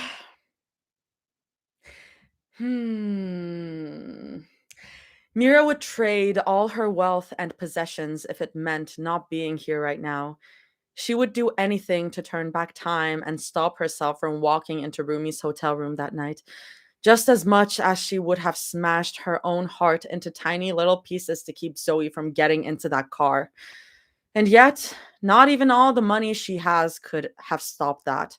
There was no magical reset button or a DeLorean to fashion into a time machine, no matter how many times Zoe had asked her to sponsor one, just for fun. That's fun. For once, money couldn't solve her problems. God, she really wishes it could, though. But here she is, stuck in a place in a sterile waiting room, staring at Jinu down the hallway as he talks to a short doctor in a white coat. Her hands are frozen in her lap. She's straight-backed, like she was taught to always be the perfect daughter. She can barely hear herself breathe despite the quiet, frigid air. Mira can't hear Rumi breathe either, despite how close they're sitting together. Unlike her, Rumi's leg is shaking. Her hand is thrumming on her frozen thigh, drumming along to an imaginary beat that Mira can hardly discern. She doesn't have to look up at Rumi's face to know that Rumi's staring at the wall, deep in swirling thoughts and actively trying to keep herself afloat. Mira wants to reach over and hold her hand. She can feel the pull of it from the twitch of her fingers closer to Rumi's shaking leg. But she herself give in.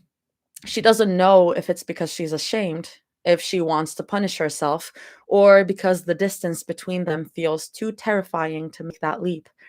Maybe all three with the luck she has these days. Rumi, in her struggle, just continues to stare, just unblinking. Mira presses her lips. What Rumi's thinking right now. They've been apart, that the faces that Rumi makes are no longer something she knows by heart. Is she angry that they've been waiting for this long? Is she upset? Grieving like Mira is? Because Mira would understand how she feels, no matter what emotion possesses her right now. Mira is just as angry as they've been waiting at the hospital for over 24 hours without news to show for it. She's upset that no one believes them when they say to the fucking hospital to help the Choi family. She's in grief for a girl who might as well be dead on the other side of the wall. Gone, broken, dead for all she knows. It feels like the clock on the wall has been ticking in slow motion. Her life feels like it's slowed down, an impending car crash that she can't stop. The numbness in her limbs keeps her from falling apart. It stops her from breathing in too much of the sterile air and wanting to scream down the echoing white hallway. So many people here, and yet no one seems to mind the grief pressing on her shoulders like a 2-ton car. But then Jinu nods his head. The doctor pats him on the arm and turns away. Mira and Rumi are up on their feet before Jinu even takes a step towards them. His face is grim, even though it's clear that he's trying his best to set it into something unreadable. His hair isn't combed properly, and the sunken look in his eyes make him look gaunt, rather than the boy next door look that he and his group have been trying to maintain. Mira can't blame him for that. She doubts she looks any better. For once, she doesn't have the energy to be snarky with him. It worked, Rumi guesses, her voice tight. Jinu gives her a short nod. He shoves his hands into his jean pockets as he explains, Dr. Han didn't. Dr. Han? Sorry. That's funny. Dr. Han didn't give it to me easy, I can tell you that much. Had to stand there while he asked me a bunch of questions to make sure I was telling the truth. He huffs in mild irritation. Zoe likes to tell me everything, though. Everything. So it wasn't that hard to pretend. He scratches the back of his head, looking down at the ground. Mira holds back her tongue. There's no point in snapping at him to get to the point when they're all nursing gaping wounds. Aw, they're sweet. They're sweet. Mira swallows. She steadies herself, then replies, Okay, so they think you're her brother. Good. Whatever. Did they tell you what's up with her yet? Jinu sets his jaw. She can see Rumi tensing from the corner of her eye. She's stable, Jinu begins, and Rumi makes the most breathless noise of pained, whimpering relief. Mira closes her eyes, focuses on trying not to let the ground sway too much beneath her. She's, being treated, whatever that means. Is that all they told you? Mira presses. Rumi stays quiet next to her. She can't blame her. Jinu glances up from the ground to her eyes. The way he's looking at her makes Mira feel unsteady, makes her hair stand on end, and she wishes she were more like her brother so she could barge over to the receptionist desk and force her to tell her everything she knows. It would be, better than being looked at like that, like Gino is expecting her to fall apart in front of his eyes. I asked Dr. Han to give me her entire diagnosis, he says slowly. And Mira hates that he's talking to her like a child. Is this the famed, like the 3 pages of diagnosis or whatever that Jaime has been talking about? It might be. Just as much as she knows she deserves it after all the shit she's pulled in the past 24 hours. But that was only because her father asked me to relay it to him. I don't think it's a good idea for the both of you. Tell us, Rumi says. Her voice breaks. Please. Mira looks down at the ground and pretends not to notice. It's not like she would have done any better. Ginu looks over at Rumi with the same pity in his eyes as he had for Mira. Mira wishes she could press her thumbs into his eyes to stop him from looking that way. He murmurs, I really don't think. Tell us, Mira tells him, voice so tight in her throat that she has to swallow. None of that vague bullshit. Tell us. You know exactly why we need to know. His Adam's apple bobs up and down. He still looks unsure, but his shoulders are sag with defeat. He knows better than anyone that they deserve the punishment of knowing. He was the first person to learn what had happened to Zoe after her called him in a panic, right after his calls to Rumi and Mira had gone unanswered. The hospitals and Ginu's texts to Rumi were the only reason they ended up driving out here in the rain. Knowing what they'd done to her was something they needed. Ginu sighs. He rubs the side of his neck, like recalling what the doctor told him is starting to crawl under his skin too. I'm so glad that we're getting Genu stuff, especially after seeing the Genu RP accounts tweets of being like, what the fuck did you do? Answer, answer, answer. I hate you both. Like it is so fun to like finally see him. I'm not good with anything medical, so most of the shit he said went over my head, he says, chuckling dryly to himself. Neither Rumi nor Mira entertain him with a laugh. Then he continues, she's recovering, but they still have concerns about her, I guess. She is in a medically induced coma because they needed to intubate her, and because of her contusion didn't break anything too bad, but she fractured her wrist and a piece of her rib punctured her lung because of the oh my god, hemopneumothorax. That sounds like, I'm gonna make a guess on what that is. Thorax means like this area. I think that means like blood clots in her chest. That's what I'm guessing. Blood clots. No, wait. Hemopneumothorax. Hemopneumothorax. I'm guessing that's like blood clots in the chest. I'm gonna look it up, and if I'm right, I'm gonna be so proud of myself. Because hemo means blood, thorax means like chest. Is the condition of having both air and blood in the chest cavity.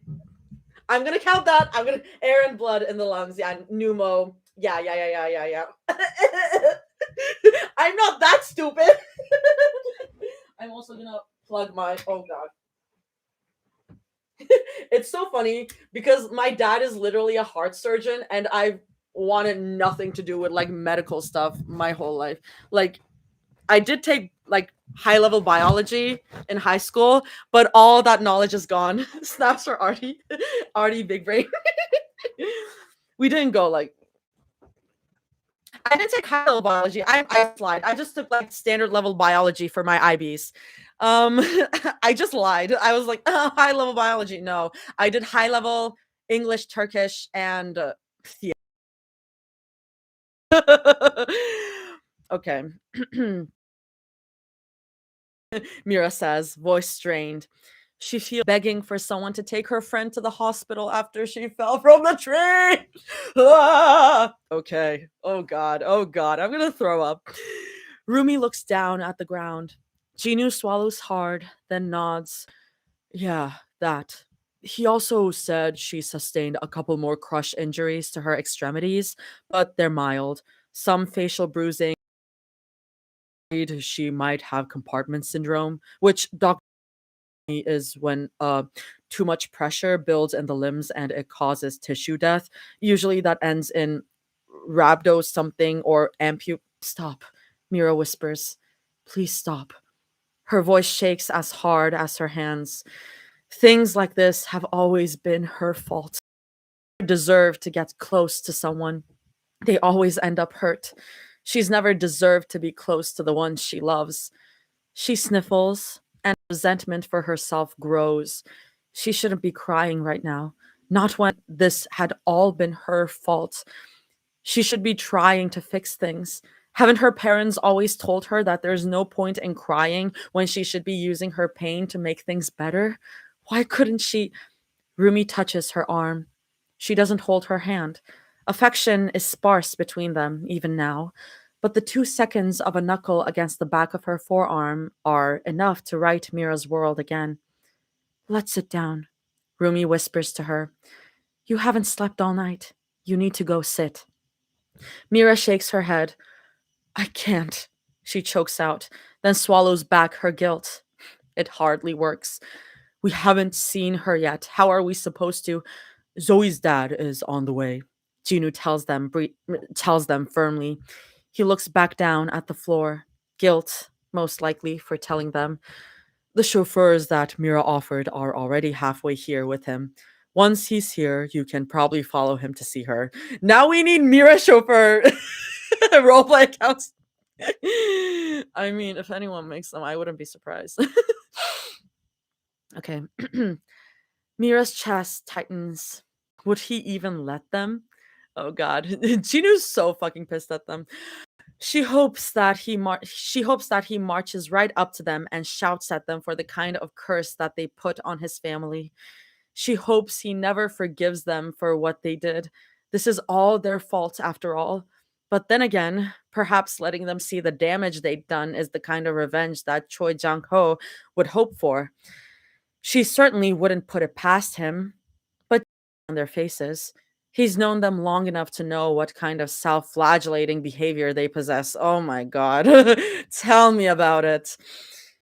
Blame either of you, he tells them softly. His hands are still shoved in his pockets, perhaps to stop himself from fidgeting as hard as the two of them. If he did, neither of you would be here right now. Things just happen. You know that. Things don't just happen, Mira says bitterly. She closes her eyes. If we hadn't if we weren't so fucking stupid, she wouldn't be here right now. Things don't just happen out of nowhere, Jinu. The fact that you could even say that. You two met. Jinu interrupts. He raises his eyebrows at both of them. Didn't you both tell me that things just happened when you met? Hmm. Hmm. Hmm. Neither of them reply.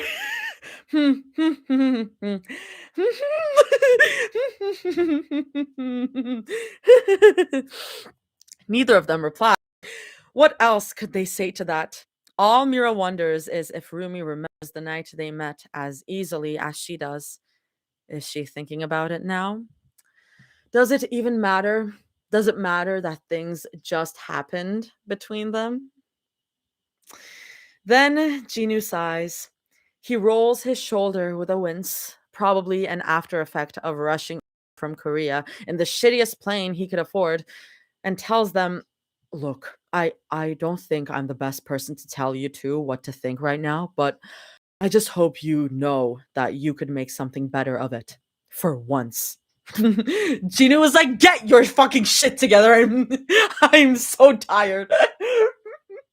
Maybe I'm too influenced by the RP Ginu. Like I know they're not the same, like exactly, but in my mind it's the same.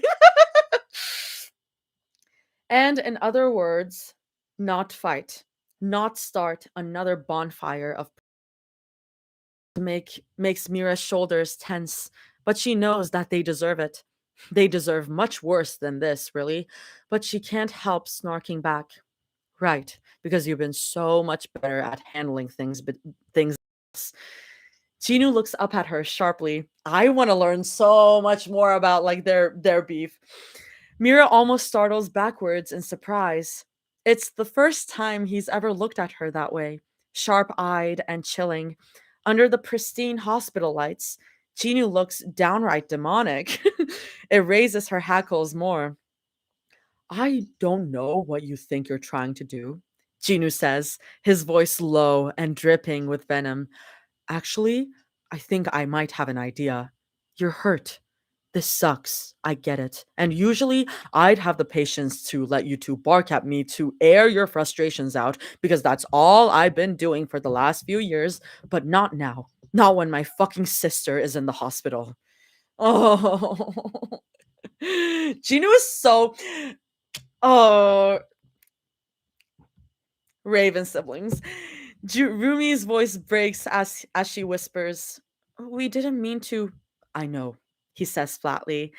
He drops his hand from his neck and lets it hang limp by his side. I never said I blamed either of you for that. But you know what I am going to blame you guys for? What you decide to do after this. Because as much as I didn't like seeing you two hurt each other, seeing you do the same thing with Zoe in the picture is even worse. He looks sharply at Rumi, then Mira. Mira doesn't know which of them flinches harder. She doesn't deserve that. He spits. She's always been innocent, and she doesn't deserve either of you like this. It stings, but it's true. You know that. If neither of you can handle being here, I really do think you need to turn the fuck around and go home. What good is your selfishness going to do this time? Do you want to be here because you care about her or because you just can't stand missing another opportunity to blame someone else? Chinu? Rumi whispers. Pick one, he snaps, voice teetering between venomous anger and exhaustion. Pick one and move on. Don't tell me which one it is because I'd rather see it than hear you two promise something you can't keep again. And because I hope to fucking God that you two finally make the first good decision in your lives. Get their asses. Get their fucking asses. Mira knows. She knows more than anything. This is her fault. Her fault has always been her fault. Ginu sighs, shifting his weight from foot to foot in awkward unrest. His face is still tight, but the quirk of his lips is done more with sadness than anything else. Grief. There's a cafeteria down the hall to your right, he mutters, eyes shifting away from them as the last of his anger seems to seep away. I wouldn't worry about being recognized. I doubt people would really believe that the two of you would be in a place like this. Rumi sighs through her nose, the closest thing Mira has heard to a laugh from her today. It's a little funny how much Mira wishes she could find some amusement in that too. Chinu lifts a weak hand at them in goodbye. He excuses himself to use the bathroom, and the two of them are left alone in an empty hallway that smells too much like disinfectant and IV tubing. Mira shuffles over to the chairs. She sits down with a heavy grunt, staring at the white wall in front of her until it starts to twist in her vision. Rumi follows suit, though neither of them make an effort to talk to each other. Maybe they're too shell-shocked and tired to fight right now. It's ironic how much that helps them. It's funny that it takes a car crash and a half for them to learn how to be quiet next to each other, to exist without wanting to argue.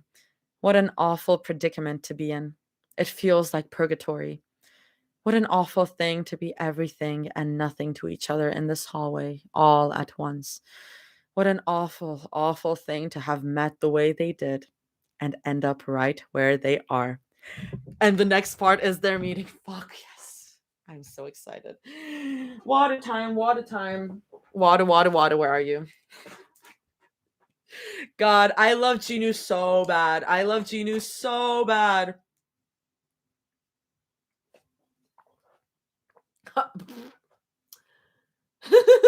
I know they gotta be sore as like, hate, sex, hangover, car accident, and now up over 24 hours. Oh God. Mhm. Phone battery check. I'm at 52, which is pretty good. About time someone said it to their face. LMAO. No, I love Jinu bad. I love Jinu, my goat. um, Dino texted in our Dino texted in our Discord being like, honestly, I don't like Jinu, but he was real as hell in this chapter. And I was like, I love my guy. I love my guy bad. It's been such a fucking day. It's been, well, 2 days. 2 days. Yeah, it has been 2 days, including like chapter 14, 15, like 16, 17 were like flashback, whatever. But yeah, it's been 2 days for like 5 chapters. Woo, Genu!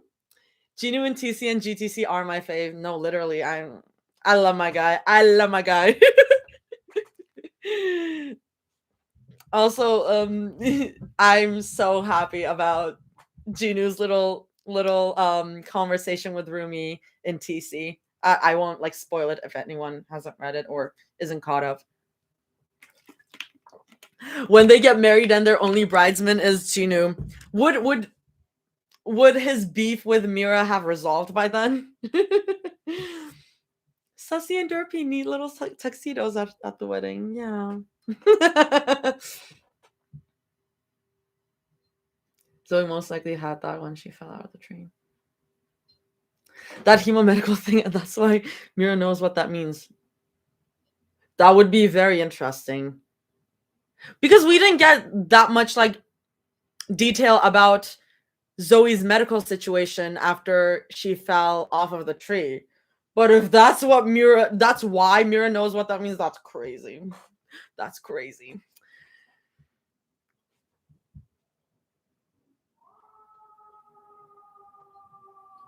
No real. Okay. I have 6 notifications. Okay, I'll keep going because we're at first meeting, baby. I am so excited. I am so excited. I've been waiting for this. I've been waiting for this. And it's Rumi POV. Charity balls have never been Rumi's favorite places to go. They're too stuffy, with conversations and music making it hard to think, too oversaturated with polite exchanges that she'll forget in a couple of hours, if that. The smell of the buffet nearby becomes less and less appetizing the more she watches children shove their grubby hands into the trays without regard. And the white walls of the gala make her feel too confined. It's too stuffy at this charity ball, but she can't exactly slip out and escape. She's here as a guest of honor, thanks to Sunlight Entertainment's top billing on every banner in the room. This entire thing had been Celine's idea to get her more exposure. Not that she even needed it. Her album sales have been steadily skyrocketing every week, and her lead role in that movie a couple months ago still gets talked about on every social media platform. And yet, here she is, being passed along by every rich person in the room like a colorful songbird. The smile on her face aches so badly that she's half convinced that it'll stay permanently fixed at the end of the night. At least she isn't being forced to sing on stage again, dance with a dozen more people. She just she was just told to mingle for the rest of the night, which is a lot more digestible. The patrons here like talking more about themselves than about her, really, which saves her the effort of needing to make something up. The group she's with bursts into laughter, and Rumi follows suit. She has no idea what they're laughing at, but she's learned well enough by this point to just go along with the crowd. The decorations are so wonderful this year, Rumi, one of the women gushes, and Rumi straightens up and refreshes her smile automatically. Did you have a hand in choosing the balloons and banners? They're beautiful. Another woman comments, and they match your eyeshadow tonight. The other women clamor with their agreements. Rumi giggles under her breath, then gives them a modest nod. She's still a little shocked that a group of young women would come up to her like this. In fact, Most of the people who've approached her tonight have been women around her age. Some were the typical crowds, the old chebos, the sleazy young men, one whose name started with M, wouldn't stop boasting about his quarters or something, and everything in between that she's used to. The young women at this ball have been a pleasant surprise. Well, more pleasant than prideful men or ummas who look at her with envy, but they still drain Rumi's energy. No one is really catching her eye, but that's always been the case at these events. Rumi takes a small sip of her champagne flute, then answers, I helped Celine pick most of the decorations, actually. It's a ball in my honor and to help with my mission to help underprivileged children, so it's the least I could do. The women around her coo and sigh. It makes Rumi feel a little giddy, but her eyes still shift to a corner of the room. Celine is talking to an investor by the champagne tower, a man from Kang Industries, if Rumi knows her people well enough. She doesn't seem at all concerned with Rumi humoring girls who are likely here due to parental connections. Rumi sighs a quiet breath of relief. The woman next to her is already talking her ear off about how much she loved Rumi's performance of a particular song earlier tonight. Humoring them takes longer than most guests. There's so many of them, and so many who come to swarm her in curiosity, that Rumi is starting to lose track of time. She has 1,000 questions steamrolled her way, questions about her next tour, her vacation plans for next summer, whether she's dating, and Rumi tries her best to answer each one. It's her duty. But she's starting to get tired after the 100th question about her songwriting process. She's not even sure are so interested in her. Maybe she is becoming more popular than she and Sunlight Entertainment realized.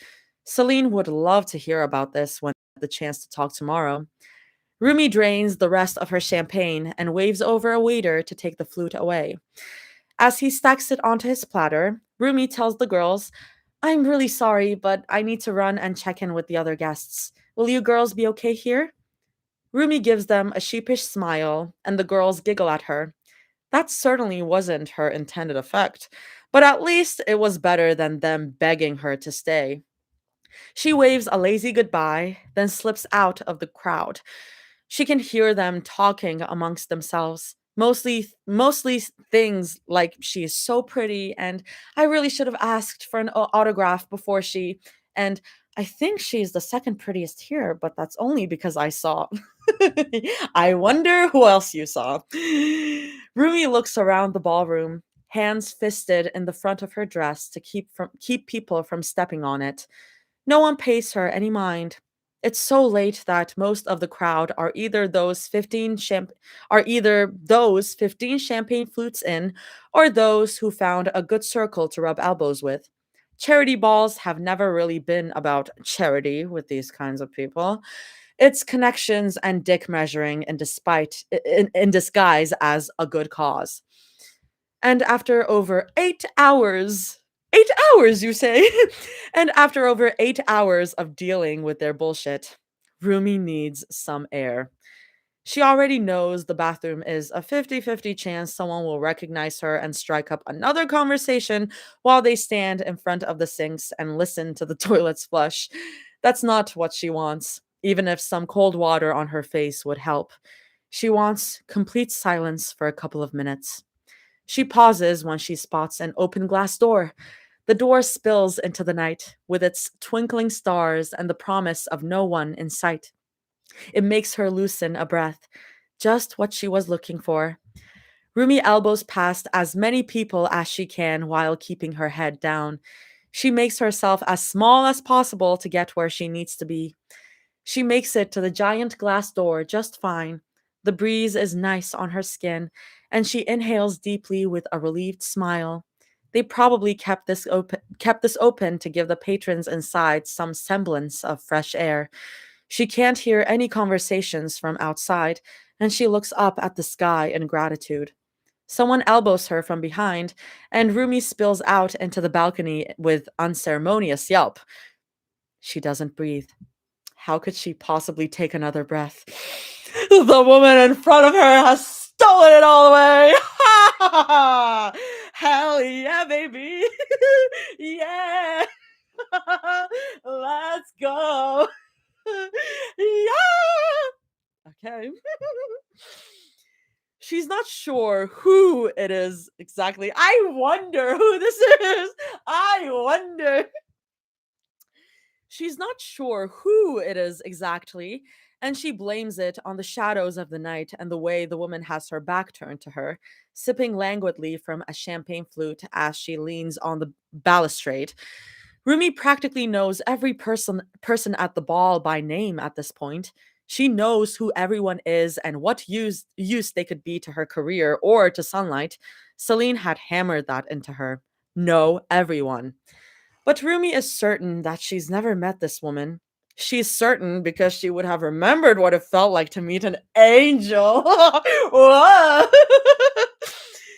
Pink hair pinned in a gorgeous bun, a backless dress. Oh, I bet someone made fan art of this. I am so excited to check it out. I bet. Pink hair pinned in a gorgeous bun, a backless dress that spills down to the floor and highlights the taut muscles of her back, and a face so sharp under the low back balcony lights that Rumi can't look away. She can smell pink peppers in the air, too. Rumi could get addicted to that scent. She wants to know what it's like to have that scent around her in life for good. Oh, you just saw her, girl. Oh shit. You just fucking saw her. Then the woman says, loud enough to be over the piano and the drunken conversation, "Are you going to stand there gawking at me forever or what?" Rumi closes her mouth as fast as she can. She swallows hard, then shakes her head from side to side until she feels as if it's about to fall off. Sorry, Rumi blurts out. I can leave if you prefer your alone time, or she winces. Alone time? Then the woman laughs. It's a beautiful laugh. Rumi adores that laugh already. The woman balances her champagne flute on the balustrade and turns around to face her.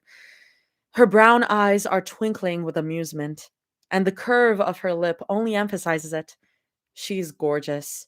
She is the most gorgeous person Rumi has ever set her eyes on, and she still can't breathe.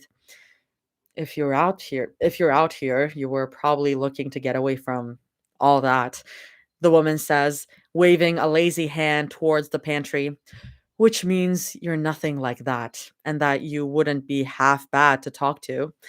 Rumi doesn't say anything. For once in her life, her voice fails her. Ironic. Isn't it ironic? The woman raises her eyebrows. Unless you don't feel like talking, that's fine with me too. I think I permanently damaged my vocal cords from all the, yes, your business venture sounds great, I've been saying. She rolls her eyes. Rumi shakes her head quickly. No, no, that's not why I mean, if you're okay with me being out here, she stammers. I offered, didn't I? She's confident. From the way she talks to Rumi to the way she holds her chin high, she is confident. Rumi really likes that. Gulping, Rumi makes her way to the railing.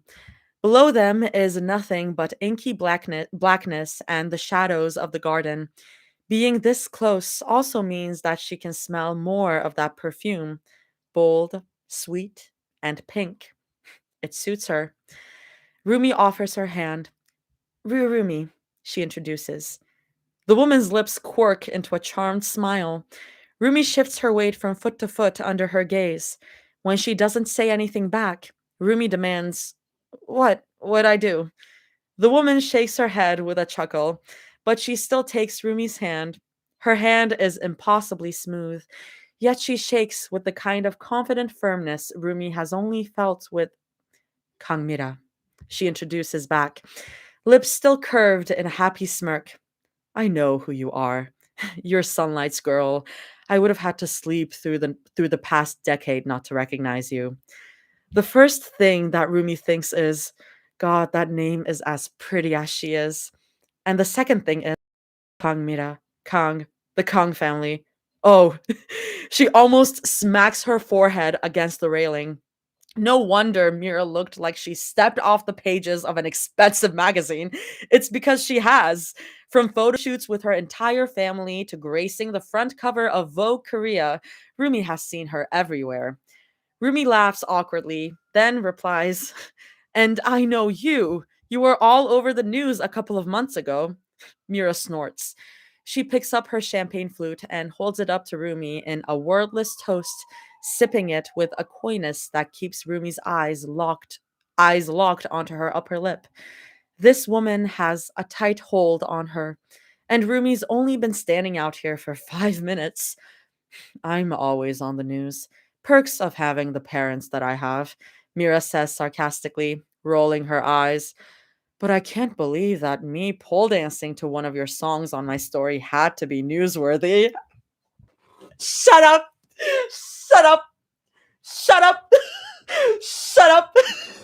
Whoa! That's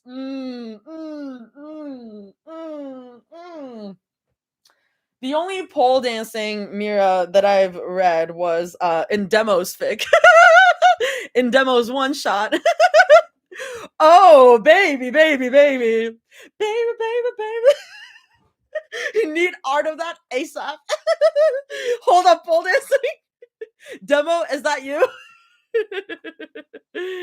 I would not be surprised if Jaime has read that, knowing that Jaime has read The Space Between Three. Maybe he has. Is this still GTC? Oh man, that's hot as shit. That's great. That's amazing. Okay. But I can't believe that me pole dancing to one of your songs on my story had to be newsworthy. What, my brother's flounder of the week wasn't interesting enough? It was a beautiful dance, to be fair, Rumi tells her honestly. Mira shoots her an odd look. Not a weird look, but more like she's trying not to smirk.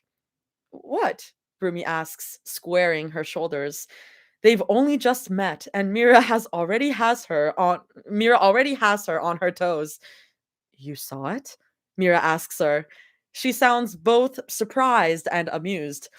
You think that someone like you wouldn't have time to watch every cover someone makes of her songs.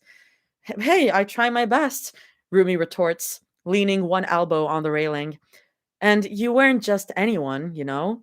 You were on my feed like 15 times in a row last summer, not just for your dancing.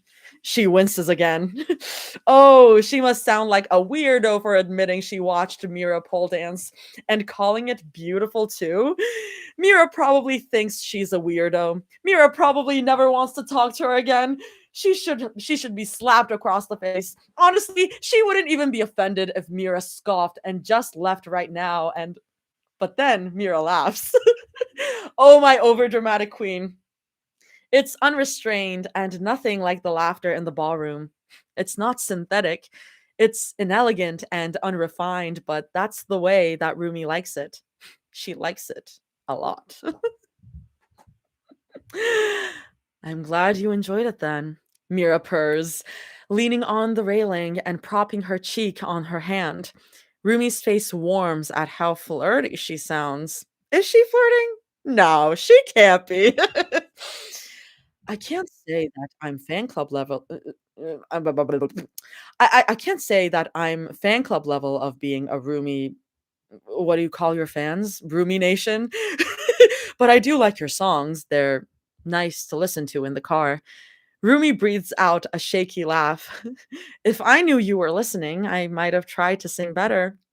Ah! She doesn't wince this time. She is being sincere and flirty. Both things can be true. Mira raises her eyebrows. Wait, I just realized the parallel to Mira. Fuck my life. I just realized the parallel of Mira being like she's being of Mira like Mira's being sincere. She's not flirting. Pew! Pew! Pew, pew, pew! Oh my god! The fucking parallels. Anyway! Nothing matters. Okay. Mira raises her eyebrows in surprise. Before Rumi can shove the words back into her mouth and apologize, Mira replies, I don't think you could sing any better than you already do, but I bet I can teach you a thing or two about dancing. I'd be more offended if I didn't have two left feet, Rumi says with a groan. Mira chuckles, glad to know that even princesses have weaknesses. Princess already? Princess already? Already dirt by the tree joke. No, make it. No, make it. Make the fucking joke. I still haven't read it. I really should. It's bad. Like I tweeted about this, but I'm like I have no energy to read anything lately. Mira saw what she wanted, and boy, she got it. Pull this in Mira's cannon. I'm literally trembling. Oh, yeah, I'll keep going. Okay. Mira chuckles, glad to know that even princesses have weaknesses. Oh, yeah, totally. Dancing for one, Rumi offers, tilting her head at Mira with a small smile. And you? She doesn't know where all of this is coming from. Oh my god. It feels natural. And that's exactly the problem. She wants to hop over the railing and jump into the trees below, just as much as she wants to stay here and hold Mira's gaze for the rest of the night. Mira's laughter is more shy this time. She turns away to tuck a piece of bright pink hair behind her ear, and Rumi doesn't look away once. Her heart leaps in her chest at the way Mira's smiling. The fact that she put that smile there feels as warm as morning sunshine on skin. A small part of her, the part that sounds so much like Celine and the rest of the staff, tells her that she needs to back away before she burns herself. Sorry, the first thing I thought of was I burn for you from Bridgerton. I burn for you. Oh god. I was just thinking about Bridgerton and saw my timeline again, so like whatever. Oh god, I burn for you. Listen.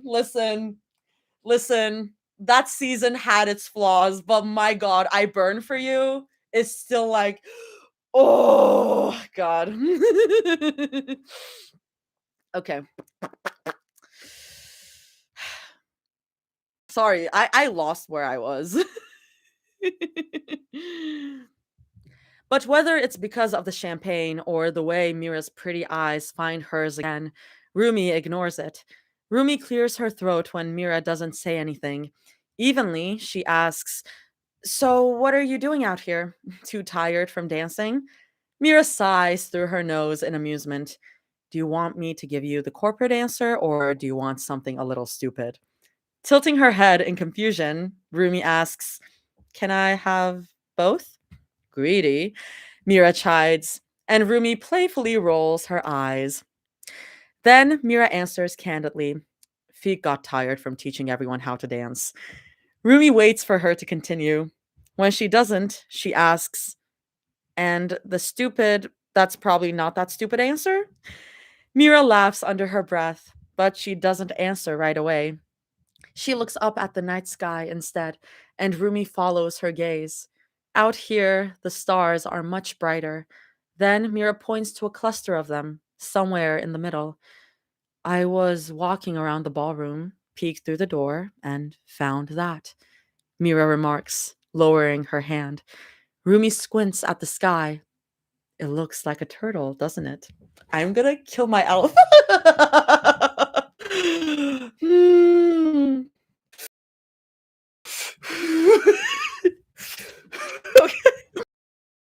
Her head, leaning over the railing with her arms folded over to get. She's never been good at naming constellations, though she vaguely remembers being woken from naps as a kid and taken outside to watch meteor showers. Something about space has always scared her. The strangeness and inevitability of it all, she guesses. but she can see what Mira means.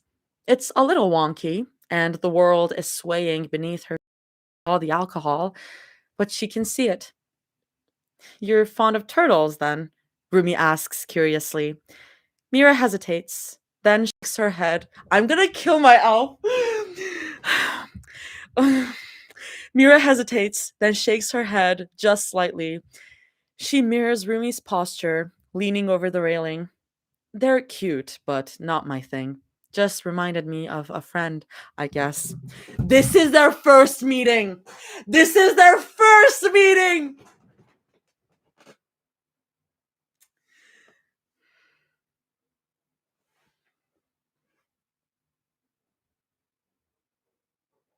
Oh my god.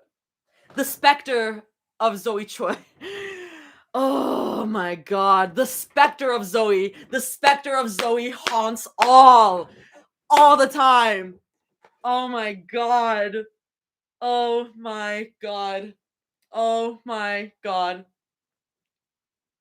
She was literally there from the first second. Alexa, play Invisible String. Jesus. She is here in spirit. I want to like pour this over my head. The specter. Oh my god. The specter of Zoe haunts all. Thank you, Zoe. Rumi hums at that. A lot of my fans like turtles, I think. Are you kidding me? Oh my god, we're not even done yet. A lot of my fans like turtles, I think, she says. She's not sure why she's telling Mira this. Maybe just to fill the space. I've seen turtle emojis in display names a lot. They're cute. I think it's nice that you associate them with a friend. Mira exhales through her nose in amusement, and she looks back at Rumi. Oh my god. I'm gonna give me a fucking second. Where are you? Where are you? Sorry. Can you tell that like I'm feeling a bit okay. Mira exhales through her nose in amusement, and she looks back at Rumi. Did you know we've met before? Mira muses. Rumi raises her eyebrows. That can't be true. She would remember meeting an angel. Mira rolls her eyes with a small chuckle. Are you saying that? Mm-hmm. Mm-hmm. Mm-hmm. Mm-hmm. Mm-hmm. Mm-hmm. Mm-hmm. Mm-hmm. Mm-hmm. Mm-hmm. Mm-hmm. Mm-hmm. Mm-hmm. Mm-hmm. Yes! Yes! Yes! Yes! Yes! Ah! Zoe's 57 accounts. Guys! Guys! Mira rolls her eyes with a small chuckle. Are you saying that because you remember I was a VS angel at your show, or because you like flirting with women you meet outside of charity balls? Oh, finally! Finally! Finally! We got the VS angel mention. Thank God. Rumi blinks. Did she say that out loud? Then Mira's words sink in, and Rumi stands up a little bit straighter. Her brow furrows as she digs through her memory, and it doesn't take long. It was about a year ago when Rumi performed for the Victoria's Secret show in New York City. She remembers it because it was part of her big break in North America, and because she couldn't keep her eyes off one of the angels. Pink hair fashioned into buns and large white wings. She still remembers how her eyes followed Mira as she walked confidently down the runway. You guys do not even know how happy I am. She still remembers how she nearly missed her verse cue because Mira had turned around to look at her, chin tucked, chocolate eyes framed by long lashes. She'd gotten so warm that she took her jacket off for the next set. And she still remembers Mira's hand brushing against her knuckles as she turned to leave the catwalk. Rumi had chalked it up to being accidental. Now she's not so sure. She curses herself under her breath. She still regrets not. I was really hoping you would have come down and talked to me after the show, Mira says casually. But Rumi can hear the slight crack in her voice, how she sounds a little disappointed. Rumi suddenly wants to fall to her knees and beg for forgiveness. But then I figured you were just busy, or not, into. She trails off. Rumi instantly knows what she means. Oh, oh, I'm. She rolls the words around in her head. What's the least awkward way to say something that still feels as being in her skin? What comes out is a squeaky, I'm interested in both things, in women and you. Blinks. It seems like neither of them expected that. It's funny in her mouth. It didn't necessarily feel odd and freeing in a way. Doesn't backtrack though. She missed her chance last year and doesn't want to miss it again. Being out here feels like a do-over, granted by the universe. And honestly, they probably met even before the VF show. They're two successful women in similar circles. Surely they've passed each other at an event or two. And the liquid courage is getting to her. So Rumi blurts out, "Do you like coffee?" Mira raises her eyebrows again, not in that amused way she had done when she thought Rumi was funny, but in genuine surprise. The slather of pink across her nose and cheeks makes Rumi think that Mira's just as flustered as she is about all of this. Coffee? Mira repeats. It sounds almost like she's trying to sound humored with Rumi, but it comes off too squeaky to be convincing. Rumi thinks it's cute. Sorry, my brain is just playing Drinks or Coffee by Rose. Or we could have coffee, feeling so good at a pop party. We don't have to talk. Anyway, Mira raises her. No, no, no, no. Rumi thinks it's cute. Yeah, Rumi reiterates, slightly high pitched, and the back of her mind screams at her to stop being like that. I know a great place for coffee and kimchi-chon and iced coffee. I mean, I guess that's also coffee, but I don't like coffee, Mira says. Rumi deflates. Oh, her mouth is a little numb. Sorry, I shouldn't have assumed you. I like rose lattes, Mira tells her, eyes darting away. Her nose is a little pink. It's cute. Rumi wants to kiss it. And the cafe that they're talking about is the cafe. Is the cafe. I'm Her nose is a little pink. It's cute. Rumi wants to kiss it. What? Rumi's mouth works soundlessly for half a second before she blurts out, "I I think I saw rose lattes on their menu, but lattes are coffees to me, so." Then Mira's lips spread into a small smile. Rumi's fingertips dig into the stone of the balustrade, and Mira looks back at her. She chuckles under her breath, a dark sound that gets Rumi's spine tingling in that pretty little way, and she asks, "What time?" Rumi frowns. "What? What time am I picking you up?" Mira clarifies. Rumi's mind has to reset a couple of times. The pit of her stomach is dancing around so much that she has to clutch the railing to keep from buckling over. Guys, you don't even know how happy I am right now. You don't even know how much I'm eating this shit up. I love first meetings so much. I asked you, Rumi says, though it's really, really hard to keep the bubbly giggles out of her voice. Why can't I pick you up? It would be so rude. Mira arches a perfect eyebrow, but she's smiling. Do you have a license? Rumi rushes out. Well, no, but if you want me to get one, God, she's a mess. She's a mess for a woman she met 10 minutes ago. Then Mira laughs in that gorgeous, unfiltered way that Rumi adores, and she shakes her head with a smirk. She crosses her arms and leans her hip against the railing, and she says, "Don't worry about it. I can take care of it." Rumi nods her head. She doesn't trust her voice, which is funny because her voice is all she has going for herself sometimes. If we go out for coffee, I also know a great place for drinks, I'm guessing. Drinks? Drinks, coffee. Rumi starts, voice low. Then someone bursts through the large windowed door, panting and heaving. His hair is a mess. From the way his legs are swaying, he seems a little drunk too.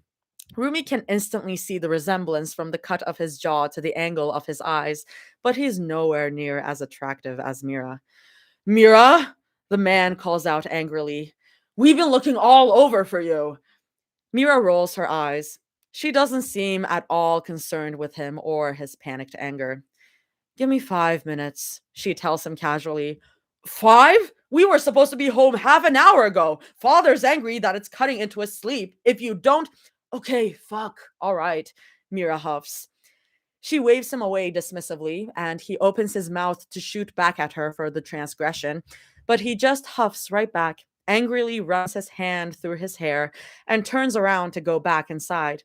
She doesn't understand why until another breeze passes through, and she shivers inwards. She hadn't realized it's been cold out here all this time. Their conversation had kept her warm. Warm, warm, warm. Mira turns to look at her with a slight downturn of the lips. Rumi can already feel herself mourning their time together. Hey, I gotta go, Mira mutters, and Rumi tries not to let her disappointment show too much on her face. I'm not. The pink on your face tells me you like it enough. I would fold so quickly the way I was warm once. Warm. Shots for warm. Oh god, princess. Jesus Christ.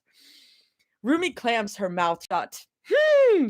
She crosses her arms over her chest instead. And Mira lets out another chuckle. Then Mira takes her hand gently, as any prince or princess charming would, and lets her lips brush the top of Rumi's old knuckles. Her hand instantly feels warm. Rumi starts to understand what people mean by swooning. I'll see you around, Rumi, Mira tells her. Rumi is addicted to that happy curve of her mouth and the way she says her name. Rumi, like she already means something. Text me when you're free. I'm sure someone like you knows how to squeeze me in somewhere. Yeah, Rumi only says, and she's thankful that all her acting lessons have stopped her from sounding too squeaky at this very moment. Then Mira starts to leave, and Rumi only realizes what she really meant when she's already slipping out the door. Panicked, Rumi whips around and calls out, Wait, I don't have your. But the pink in her vision is gone. I guessed. I was like thinking that this would happen. I was like, are they gonna do that trope where they don't have each other's numbers?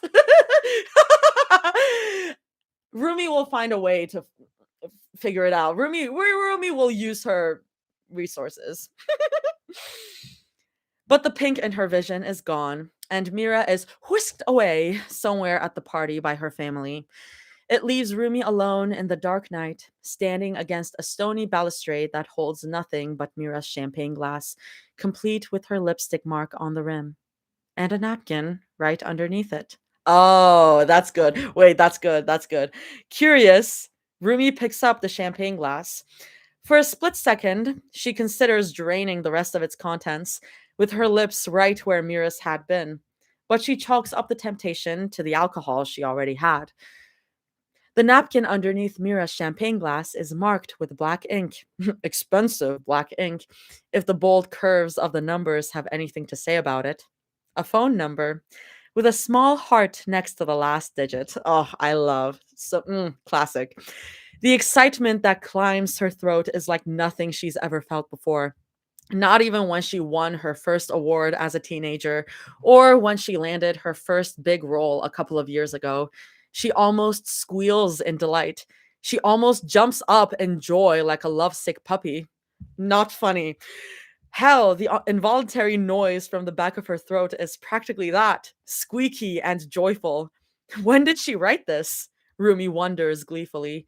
But then again, she'd been so focused on Mira's angelic face that she probably missed it anyway. But her joy is short lived.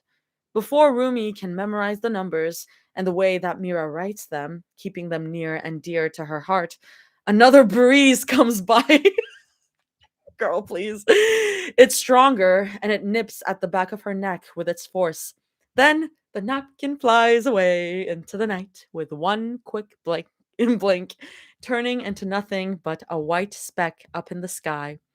It goes towards the little turtle constellation.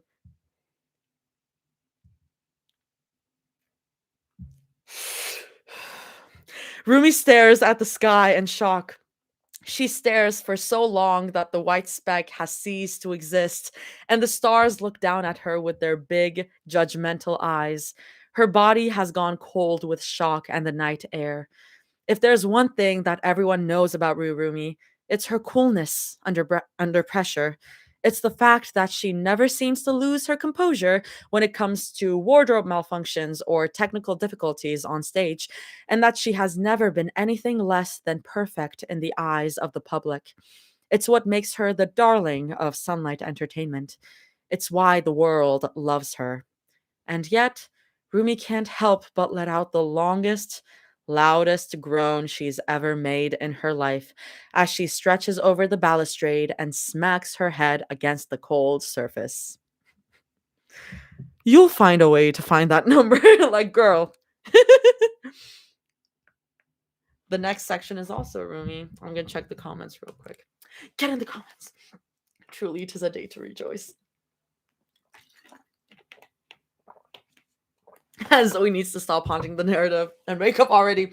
Listen, I love a girly pop that haunts the narrative. That's my favorite. Rumi's down bad.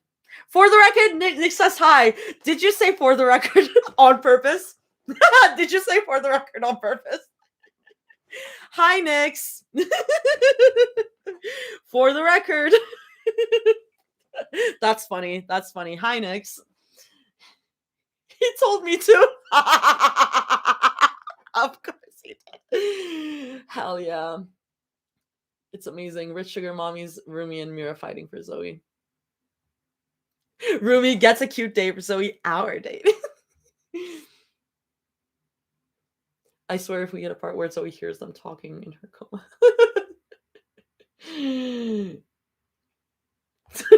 Her resources, I'm dead. I mean, I'm right. I'm right. Whenever it says invite someone to join as a guest, does that mean that person is here? I think it does. Hi, Sarah. I don't know if you're here, but hi, Sarah. You don't even know Artie. What do I not know? Her resources? I can't even say her resources. I don't know her resources. Sometimes y'all will say stuff to me and I'm like, okay, keep reading, LMAO. I will, don't worry. I just think it was funny. What do I not know? Her resources? The clock on Rumi's phone screen shines bright in her face. She has to squint to make out the numbers. 3 a.m., right on the dot. 3 a.m. is also a reference. I should play either 3 a.m. or drinks or coffee at the end of the stream. 3 a.m., right on the dot. She sighs as she pockets her phone in her jacket. In her mind, it's only 2 in the afternoon. The last few hours have been a blur, or a black hole, really. Not even her busiest days during her tours have ever been this awful to her. The coffee machine in front of her looks foreign, to say the least. There's buttons for all the types of coffee it can spew out, and the small table next to it hosts of the disposable cups and stirrers she could ever need in a single lifetime. She's not used to self-serve machines like this. Oftentimes, it's Bobby or an assistant who hands her a warm cup of coffee in the morning as she walks into the studio. But she has to learn how to do things by herself. It's the only way she can fit into Zoe's world, if Zoe would ever still want. Rumi swallows down her grief. Breaking down in the middle of a semi-empty hospital cafeteria wouldn't help. She fishes in her pocket for Chinu's wallet. He lent it to her on the condition that she give it back when her chauffeur returned with her purse. And though Rumi want to thank him more than once, she's already made a mental note to transfer some money to him later. You better, bitch. You better, bitch. At this point, he came from fucking Korea and he's still broke. She swipes his card through the slot. It buffers for a moment, then beeps with a red X. Aw. Frowning, Rumi tries again. Her second and third attempts give her the same beep, the same red mark. She groans under her breath. Of course, he'd be too broke to buy a cup of coffee. Maybe all those times he told her that he couldn't cover his food when they'd eat brunch together weren't him trying to annoy her after all. You think, girl? Sorry, Rumi, you think? That makes her hiss under her breath in pity. She stuffs his card back into his wallet and shoves it into her jacket. She can get through the night without caffeine. Without maybe a few jumping jacks will do, or I got it.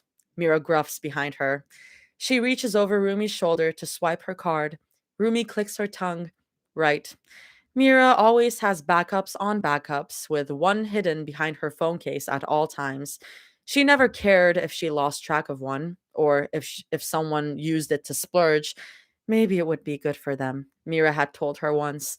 The thought alone almost makes Rumi laugh, but she doesn't want to seem delirious here. That would be a ticket straight to one of the hospital rooms. The self serve machine buffers again, then pops up with a green check mark and a chirpy beep. Rumi loosens a breath in relief. Rumi presses the buttons for her preferred coffee, and the machine spews it into a disposable cup. It smells like coffee, at least, so Rumi takes a hearty sip. It burns her tongue, but it's better than nothing. She steps to the side as Mira cycles through the same process, except Mira sets her hot coffee on the table to pour in two sugar packets, and Rumi presses her lips together to keep from smiling. Some things never change. Rumi makes sure to pass her a packet of creamer. Mira mumbles her thanks under her breath. Rumi doesn't bother replying. They say nothing as they walk over to an empty table in the corner of the cafeteria, away from prying eyes and ears that might overhear them. Not that they need to worry. The only people here are two elderly couples and a middle-aged lady who seems too engrossed in her laptop to pay them any mind. The cafeteria smells like tomato soup and toast. Her stomach rumbles when she spots the counter in the corner with various foods piled up in silver pits and a woman in a hairnet pouring more soup into one closest to her. They don't look very appetizing per se, with their slightly pale colors and the way that they seem so obviously artificial. But Rumi doesn't remember the last time she ate. Oh, girl. Mira looks over her shoulder to follow her gaze. She sips her coffee, then looks back at Rumi with a raised eyebrow.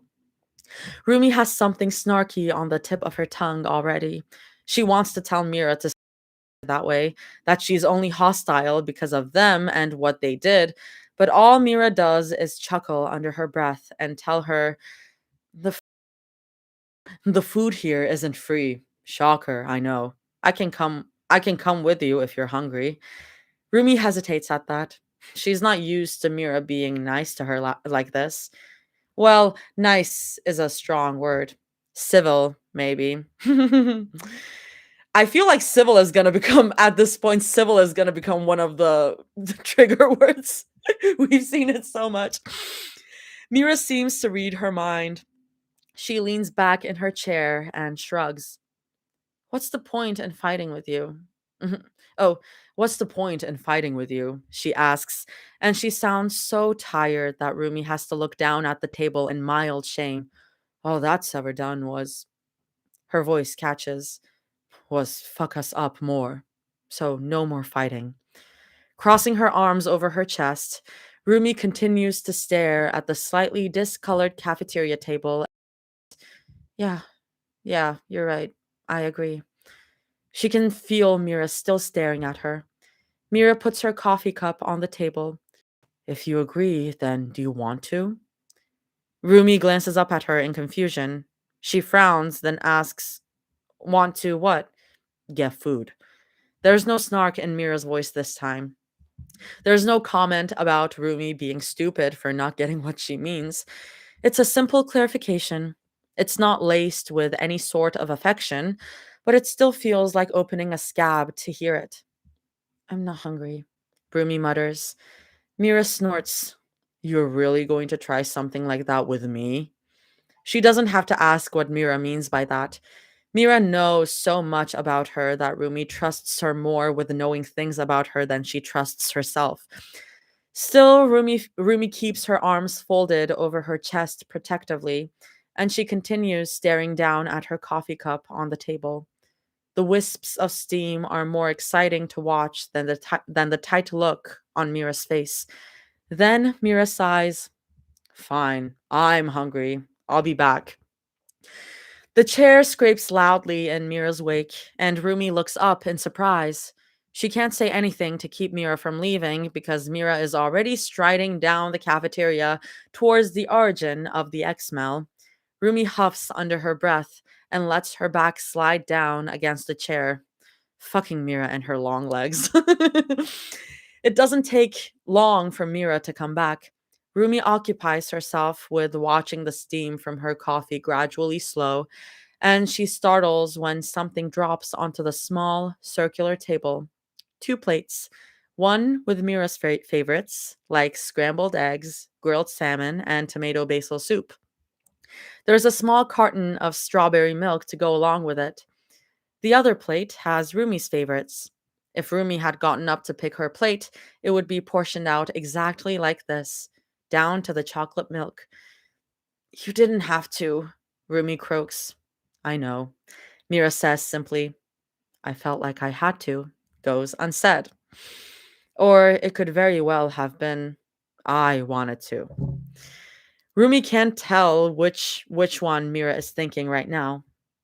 There's a part of her that wants to ask, but she's already bitten off more than she could chew the last time she asked for something.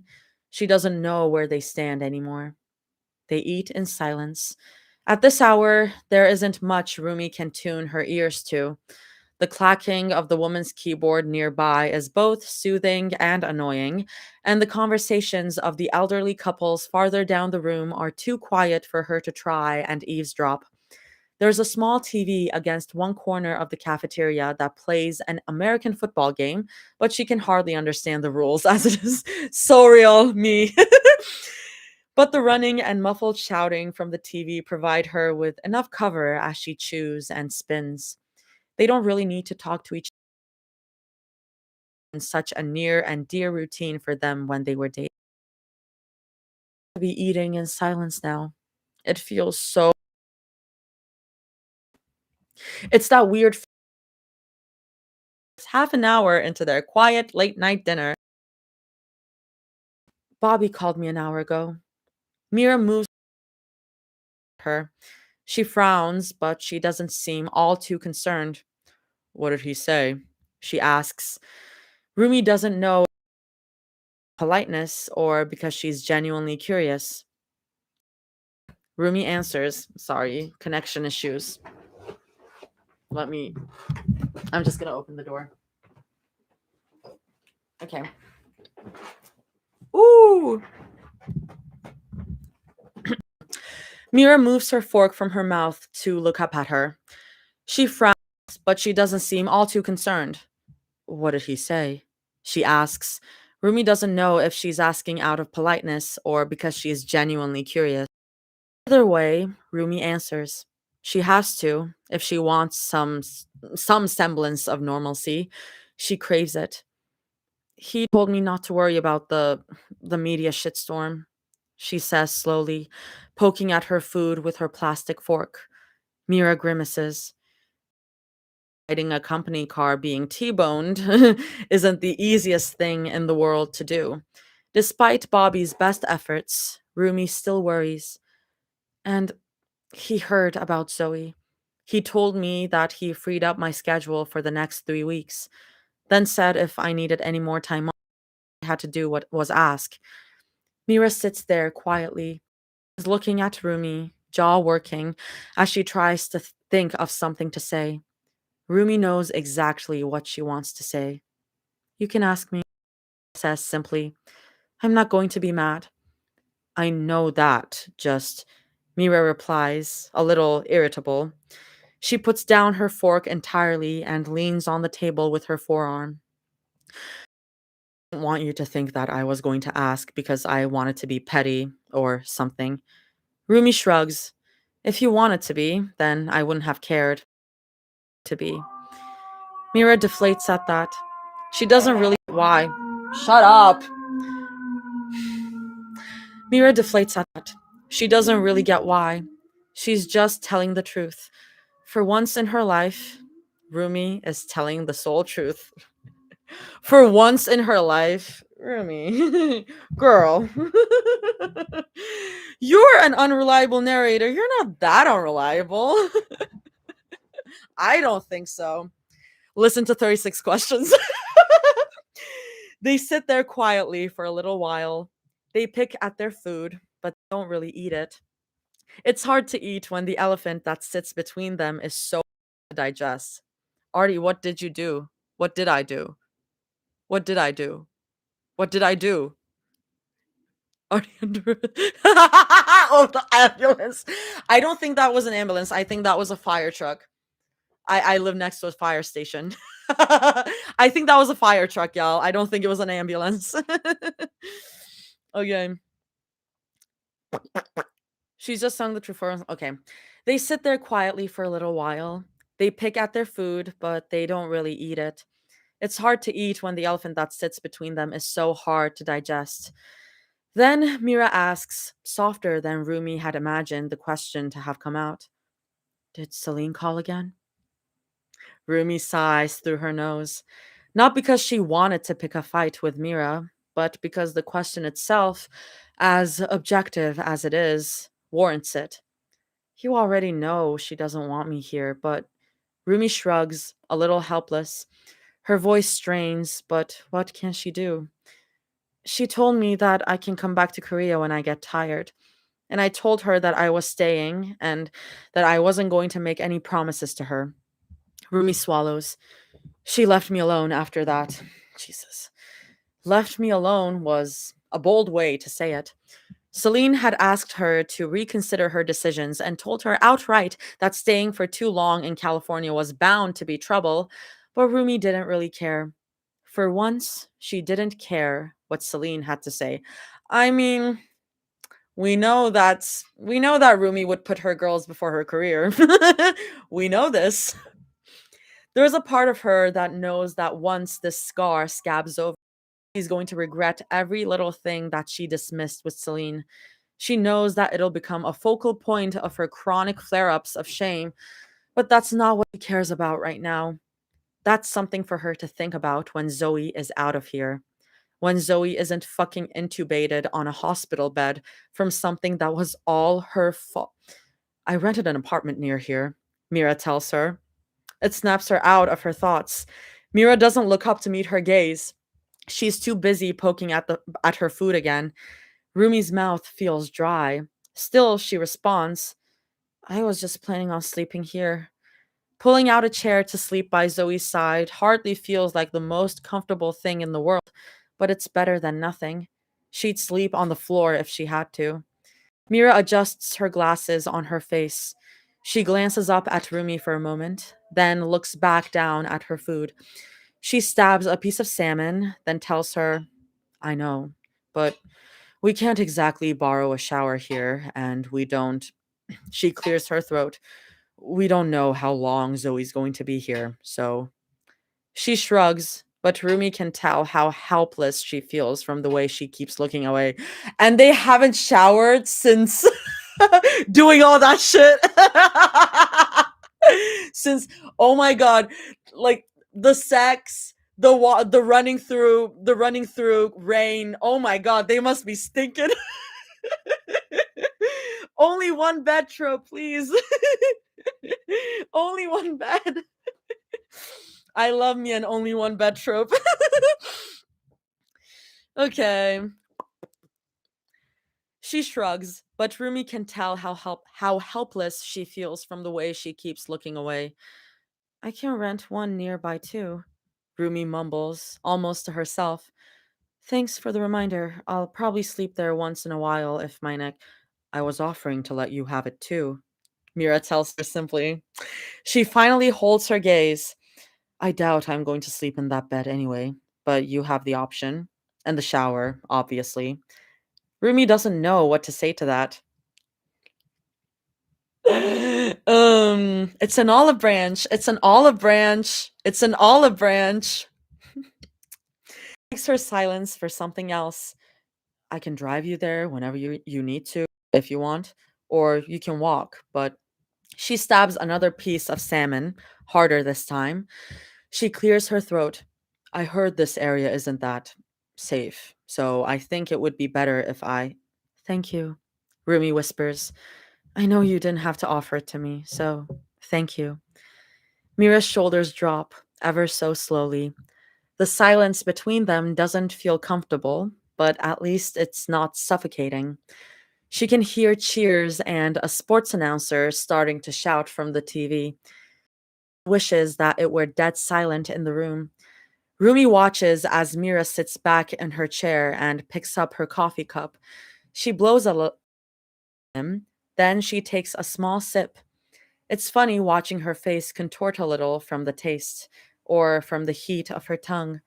Knowing Mira, it could be both. She sighs through her nose.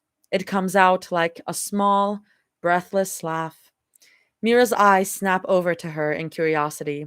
The furrow of her brow is more confusion than anger. She tips the rim away from her lips to frown at her. What? Mira demands, though it lacks the bite. Rumi wants to answer with nothing. What she ends up telling her, I just realized we're having coffee at 3 in the morning together again.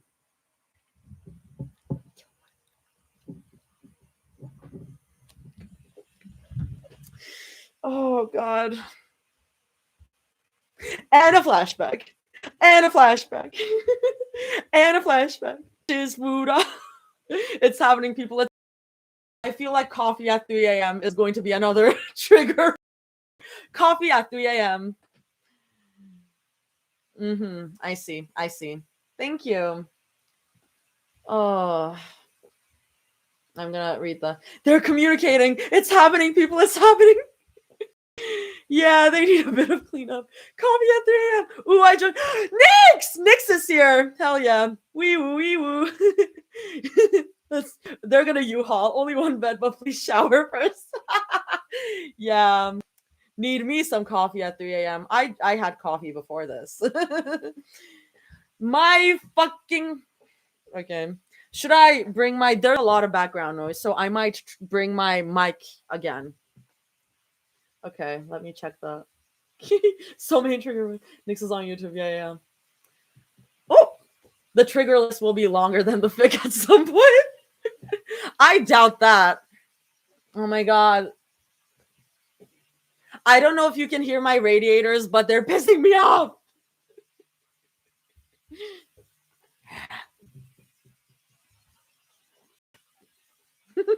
Yeah, not with the way Jaime writes. I'm gonna bring my microphone again because it cuts off background noise.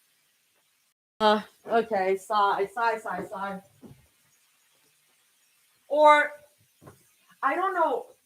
Oh, do I risk it? Do I risk it?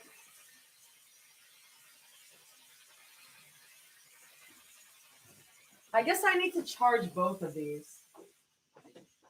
It's fine. If it doesn't work, it doesn't work.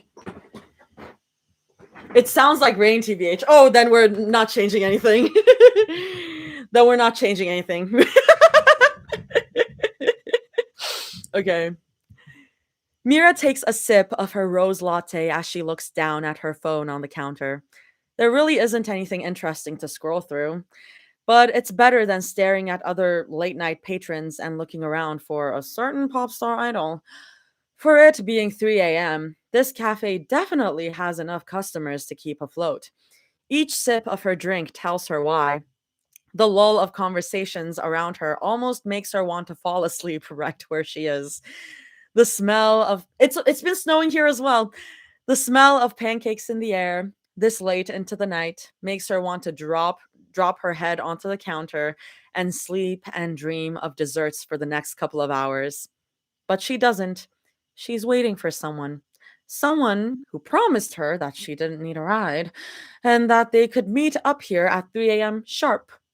A little out of her scope for romantic endeavors, but Mira agreed anyway. She honestly doesn't know why. Now it's 3:20 a.m. None of her texts have been replied to, and the call that she caved in and made just 5 minutes ago went to voicemail. There's a part of her that feels like she's being stood up, a big part of her. But Mira also knows that it's ridiculous. It's a ridiculous fear to have. First of all, she's a Kang. She has more wealth and power in her pocket than most people will ever see in their lifetimes. Second of all, she was on the cover of Vogue Korea last month, and she just got a call back from Calvin Klein. And third, who cares if Rurumi stood her up? Rurumi is just another girl. She barely knows Rumi besides hearing her laughter and songs on the radio. There's no reason to get upset if someone like Rumi wanted to pass on her because she was too busy or because she thought that Mira was too abrasive or cocky or then Mira feels the hairs on the back of her neck stand up. She chuckles under her breath as she sips her latte. She's amused just as much as she is relieved.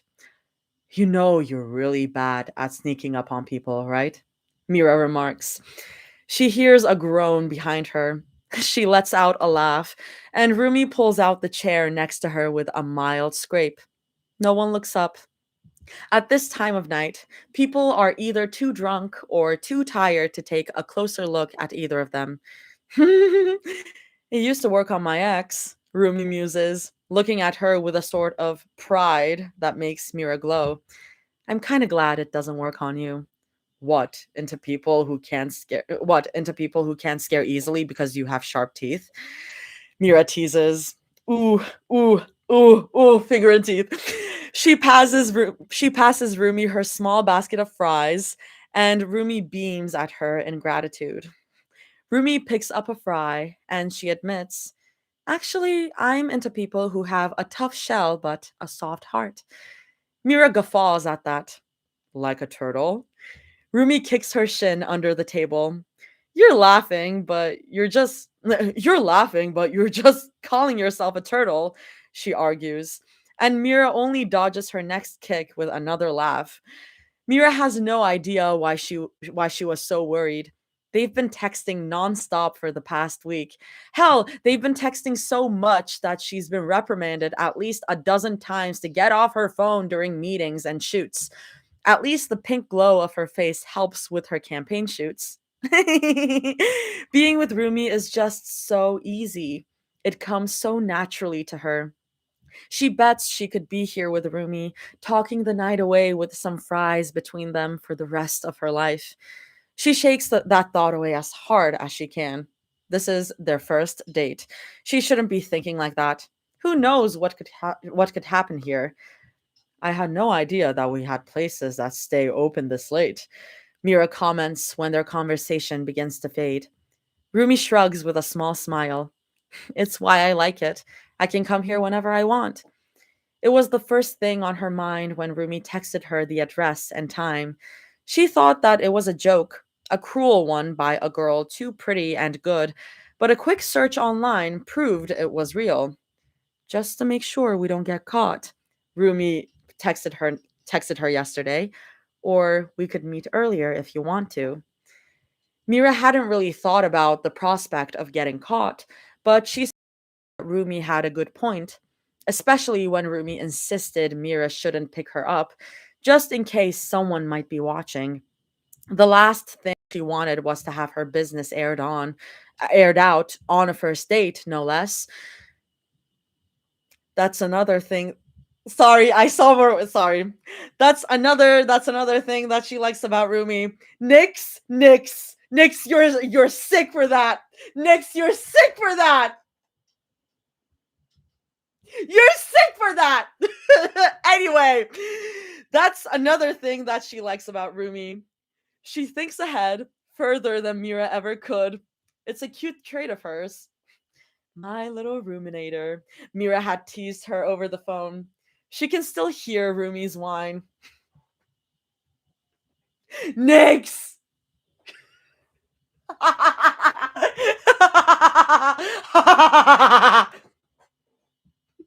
You're laughing, bud, made me think of 36 questions. You're laughing, bud. Girl, are those boobs real? Sorry. Live visibility restricted. What am I getting yelled at for now? My little ruminator. My live just got restricted. I don't know why. I don't know why. Okay. A bartender comes over for Rumi's order. Rumi asks for an iced Americano, a bold choice for 3 in the morning, but Rumi only responds to her raised eyebrows with, I have to go to the studio in a couple hours. Might as well kickstart my day. Oh, girl. Their conversation is surprisingly easy, especially for a first date. Mira's not a stranger to awful or awkward first dates, sometimes both. Always start off stilted and clumsy with questions like, what's your favorite color? And what's your zodiac sign? Or even, who's your celebrity crush?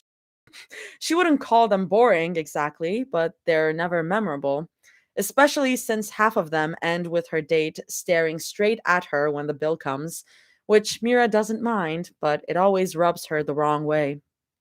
But Rumi is different. Rumi doesn't ask about her favorite color. She asks her what her least favorite is. Rumi never asks about her family or how much money she makes or anything her usual first dates like to pry into. Rumi just seems to know instinctively not to bring that into their conversation. It's like Rumi knows her and her world. It's comforting, to say the least. Mira tries to repay the favor. She doesn't ask Rumi the stupid shit she always gets on awkward radio interviews or variety shows, like her dating history or what she plans to do next. She asks about Rumi's vinyl record collection and her love of tigers.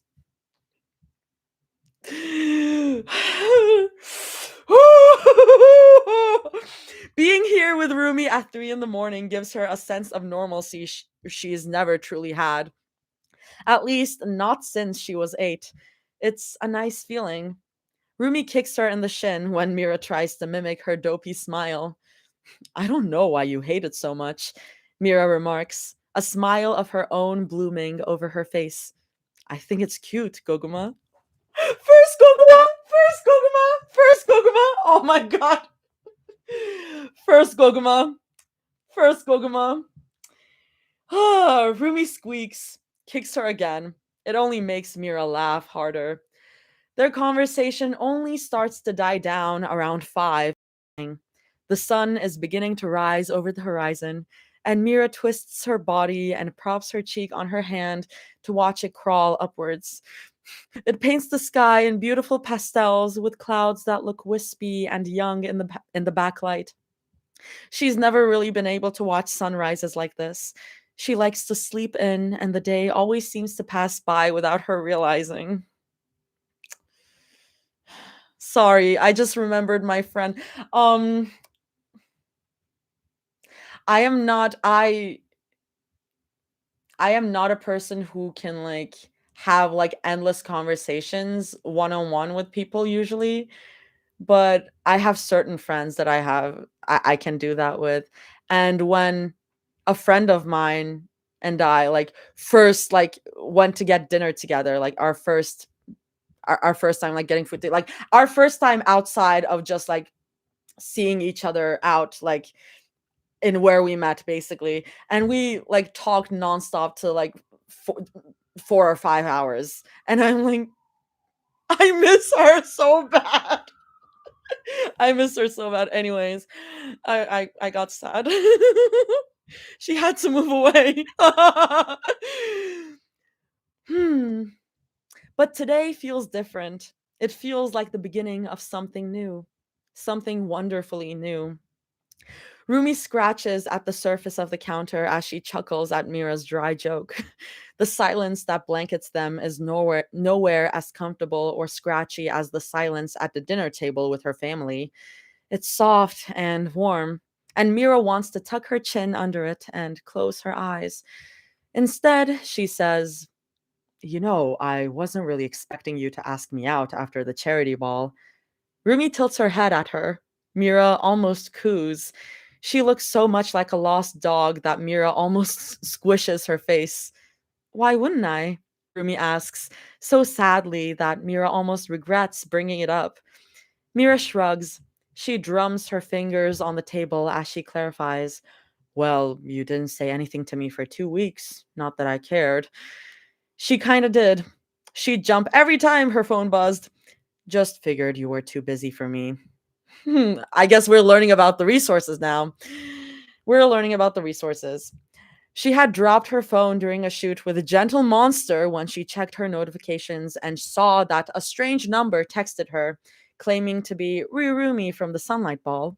Her distrust had all but dissolved when Mira demanded a short call to verify her identity, which turned into a 3-hour phone call lasting until 2 in the morning.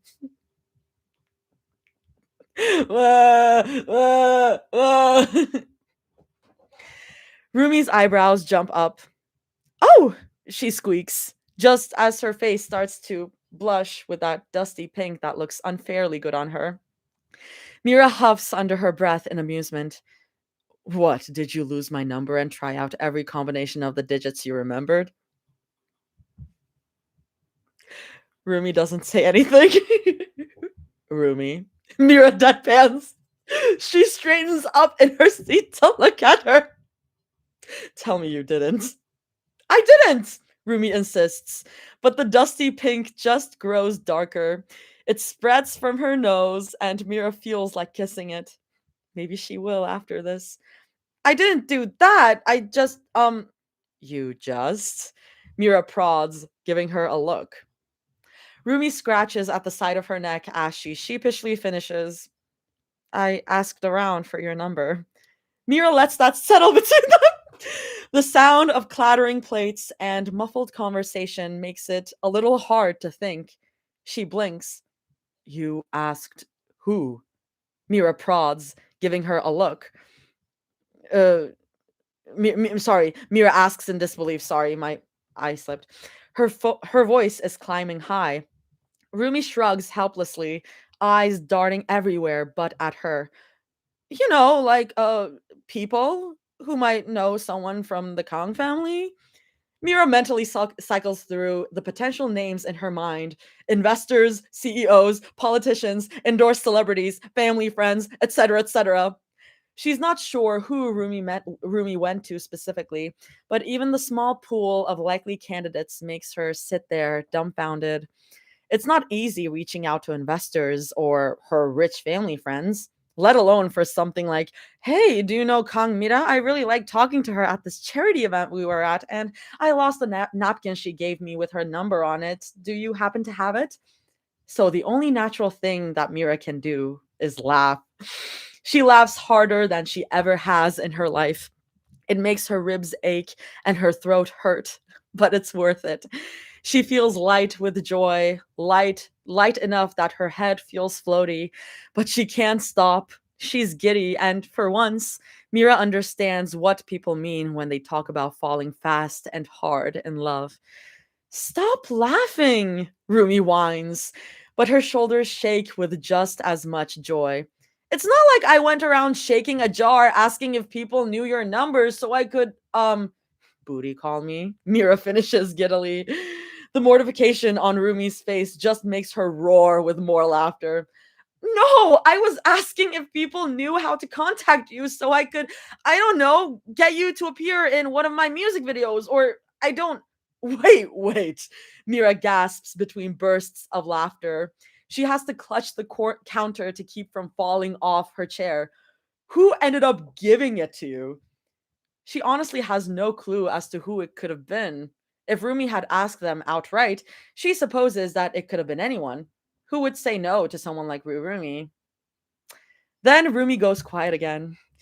Mira's already bracing for another laugh, but her throat is too scratchy, so she pivots on her hip and grabs the remnants of her rose latte to sip.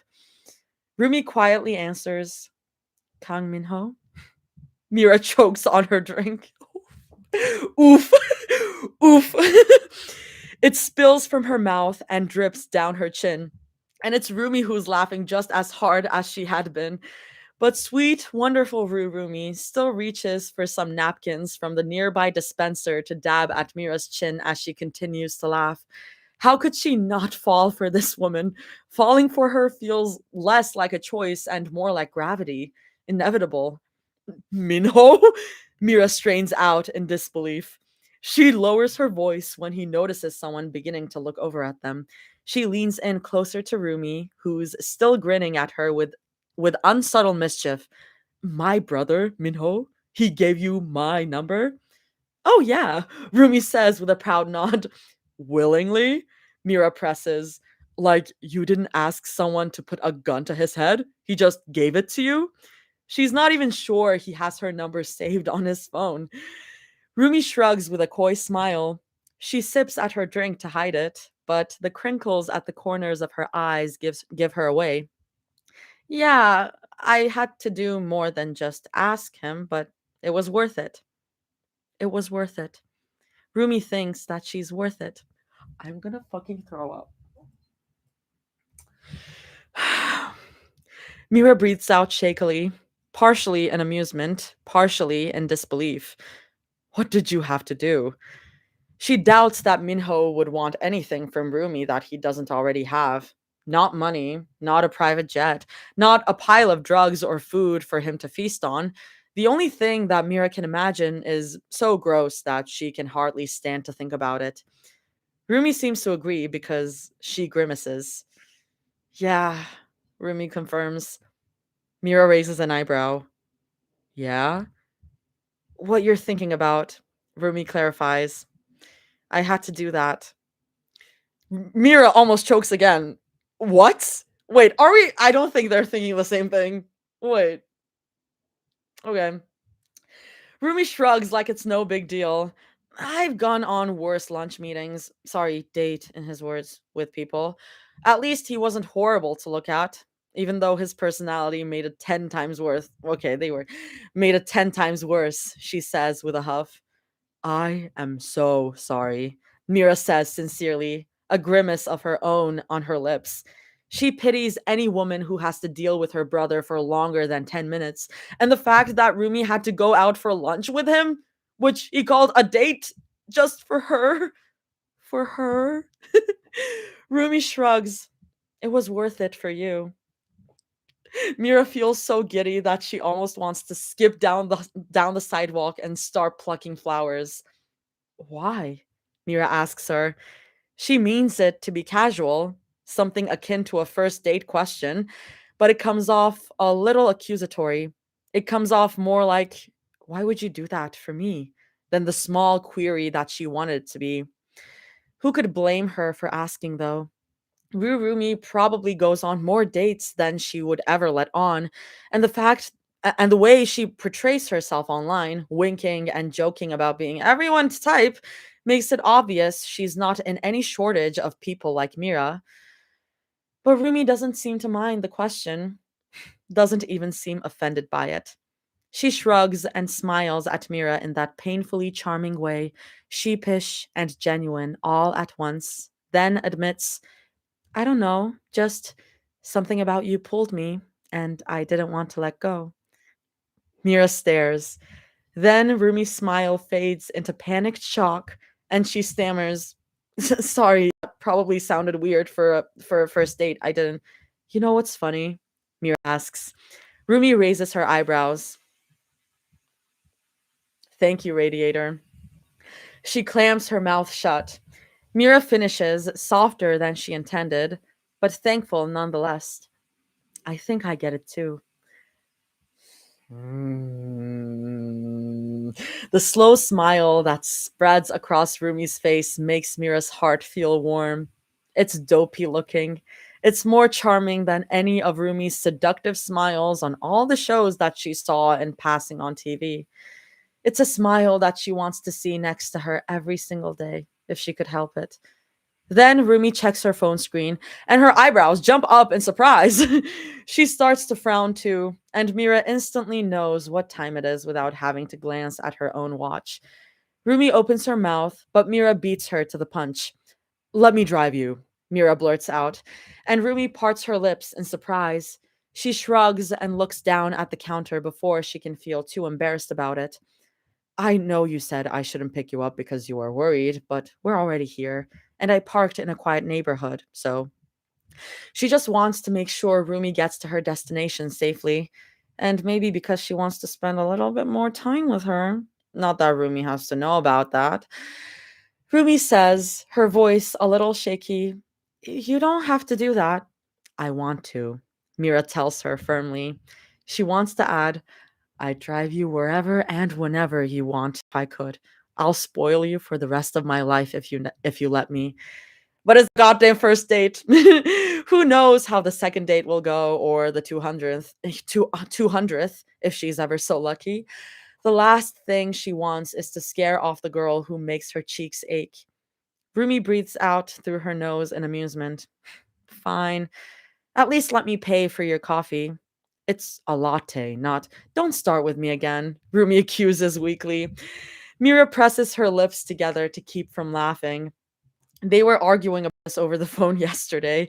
A silly argument, really. They like to argue about silliest things, like when they couldn't agree on whether whether water was wet. Their arguments never get under their skin, and Mira likes that. Ugh, ugh, ugh, ugh, ugh, ugh.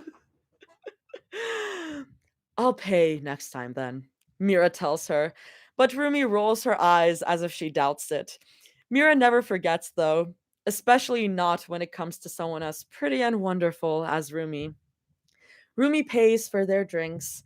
She leaves a hefty tip, and Mira reaches for her car keys in her pocket. The walk to her car is quiet, but Rumi makes up for it by humming under her breath. Mira has to wrench her eyes away from how close their hands are to each other. Hand holding on the first date is normal, she's sure, but she doesn't want to risk it. She doesn't want to risk anything with Rumi. It feels too good to be true. But she does, but what she does? But she does slip her jacket off her shoulders when she notices Rumi starting to hug herself as a breeze passes by. It's instinct. She can't imagine letting Rumi get cold when she has a simple solution. Keep it, Gonju. Gongju, Mira tells her easily. I'm gonna look up what that means later. Is it in the author's notes? I feel like it is. Okay. Rumi holds the jacket tighter around her shoulders and she smiles, wide and dorky. It makes Mira's heart flip in her throat. She'd give her every jacket she's ever owned if it meant having Rumi smile at her like that again. Right before she can loop around her car to open the passenger door, Rumi tugs her by the wrist. Wait. Mira looks back with a silently raised eyebrow. She doesn't dare to look down at their connected hands. It makes her want to curse. She is a 20-year-old woman with a successful career, not a giggly teen. Oh, they're just 20. They're so young, says the 23-year-old. That is so baby to me. I Rumi swallows hard, and she tries giving Mira a smile. It comes off adorably small. I had a gift for you, but it's not well, I saw it at the jewelry store and I thought that it would look good on you, but it's not a big deal if you I conveniently forgot that she gave it during their first conveniently forgot, conveniently forgot,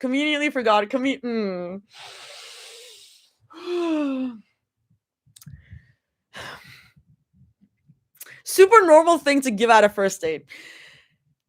I thought it would look good on you, but it's not a big deal if you Rumi, Mira says with a small laugh. What is it? Rumi pouts at her. It's adorable. If you don't like it, promise me you'll never pretend I gave it to you. You'll never pretend I gave it to you. Promise, Mira avows, but only because she knows that even if Rumi gave her a plate of dry macaroni, she'd still like it, simply because it came from her. Then Rumi fishes in her pocket, and Mira's heart almost stops when she pulls out a velvet box. Her first thought is, God, on the first date is bold. Her second thought is, Oh, right. It's too big for a ring box. Bitch, that's so. It's too big for. Girl.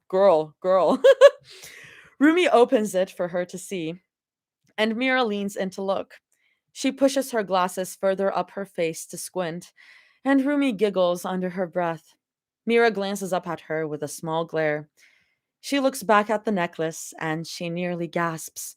It's a pretty little thing, nothing too glittery or grandiose, unlike the gaudy jewelry she gets for her birthday or at parties from businessmen who want to impress her. But that's exactly how she wants it to be. It's simple, a staple, golden and bright. Mira reaches out with a hand. Her fingers curl under the chain, and her thumb rubs over the smooth golden heart. It feels a little hefty in her hands. She would certainly feel the weight around her neck at all times. A reminder. There's a seam along the pad of her thumb where she feels around its sides. Mira looks up at her in surprise.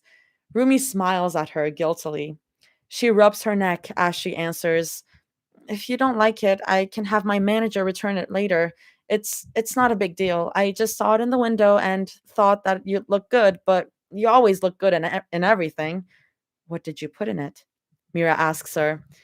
Rumi tilts her head again, an overexcited puppy just from the look in her eyes, and Mira wants to melt right through the cracks. Sorry, my chair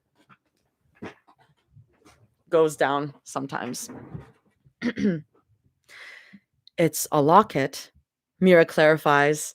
She gently pulls it out of the box and threads it through her fingers so Rumi can get a closer look, turning it onto the side so they can see the hinge. Mira says, see?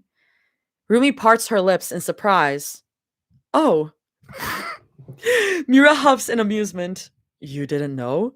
Shaking her head, Rumi says, no, I just thought it was a really pretty necklace. I just thought it was a really pretty necklace. Sorry, I didn't put anything inside it yet. I can return it for a. I love it, Mira assures her, and Rumi's lip quirks up in a relieved smile. You're right. I think it does look good on me. Rumi's laugh comes out breathless. You haven't even tried it on yet, she teases. Mira shrugs. She crosses her arms and leans against her car. Then put it on me, princess. She purrs. She enjoys the way that Rumi's face cycles through shock, awe, and pleasant surprise. It's adorable.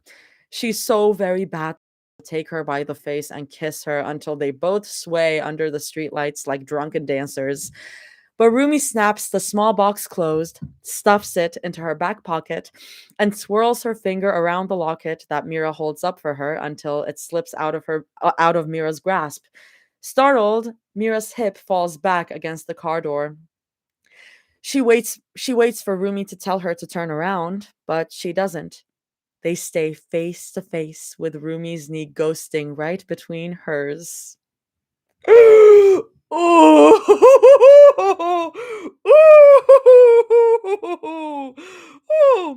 She stands there, frozen, as Rumi leans up on her tiptoes to let her fingers graze over Mira's smooth neck.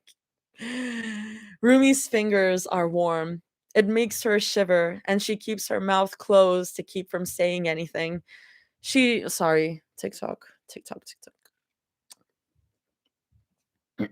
She doubts she has anything to say anyway. For once, she's rendered speechless of any snark. Rumi wraps the locket around her neck and clasps it without too much fiddling. Her eyes are dead set on Mira's neck as if she's watching to make sure it sits right. Mira notices her eyeliner, the slight pout of her lips, the way that Rumi's breathing, so soft and gentle, like she doesn't want to disturb the air between them. Still, she can feel Rumi's warm breath against her collarbone. It breathes life back into her lungs. Rumi's hand smooths over the side of Mira's neck, then down the locket at the center of her chest. Mira doesn't dare move. The warmth makes her want to stay right where she is. They don't say anything to each other for a while. As for the length of a while, Mira doesn't know. She's too focused on watching Rumi, who stands there staring hard at the locket. She wonders what Rumi is thinking. She wonders if she's thinking the same thing that she is, and Mira gently licks her lips. Then Rumi flicks her eyes up at her, and Mira stops breathing. She's beautiful, and Mira really, really wishes she could just. Jo, Rumi murmurs, and Mira's chest hitches. Okay.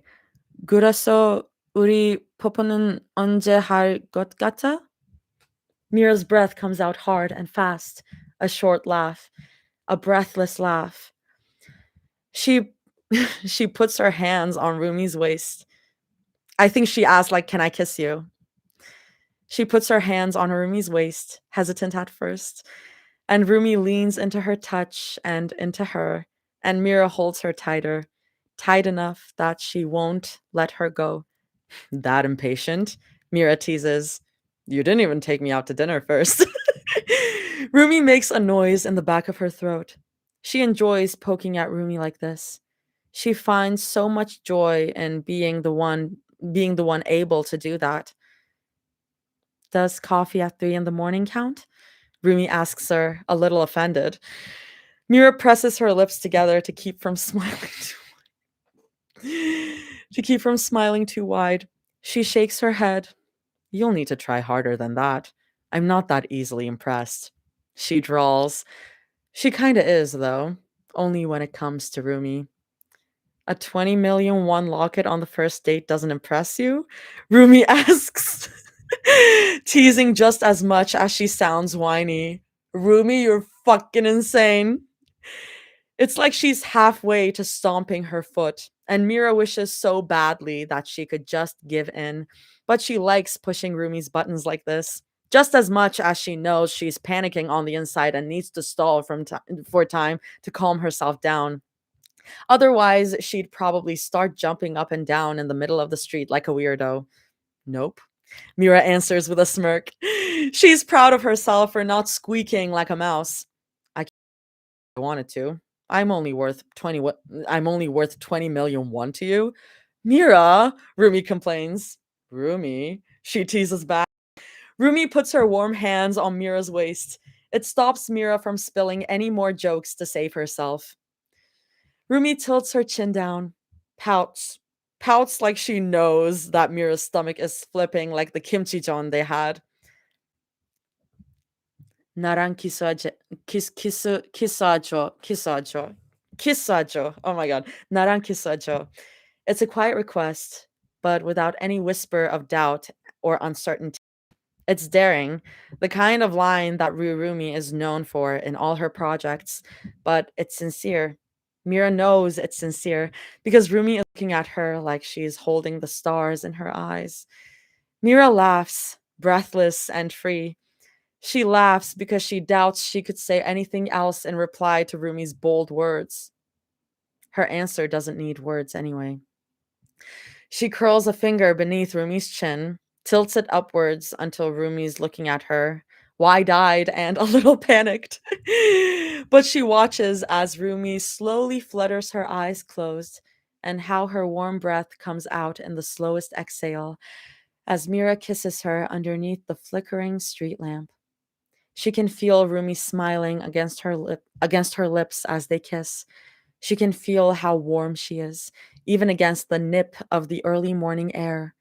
Rumi's lips are soft and pliant, albeit a little clumsy, but she kisses back with a certainty that makes Mira glad she's leaning against her car.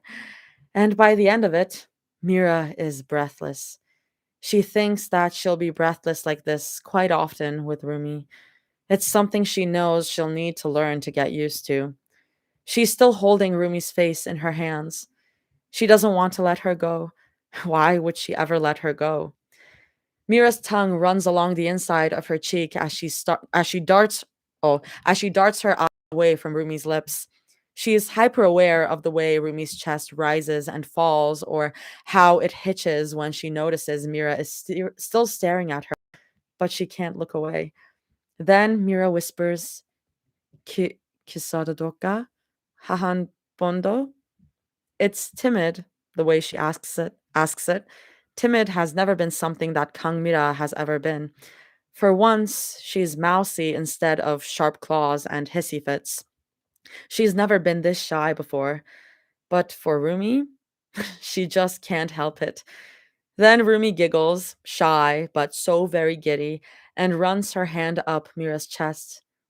Her pointer finger loops underneath Mira's shiny new locket, Mira's new favorite possession, one she would never, ever take for granted.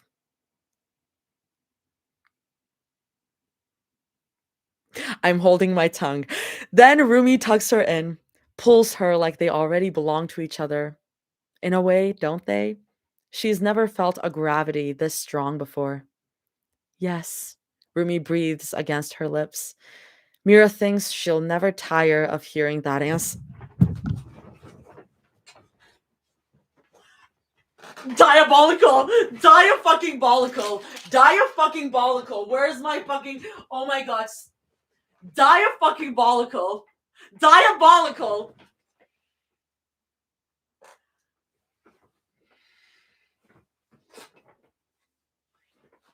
I can't... oh my god. Yup.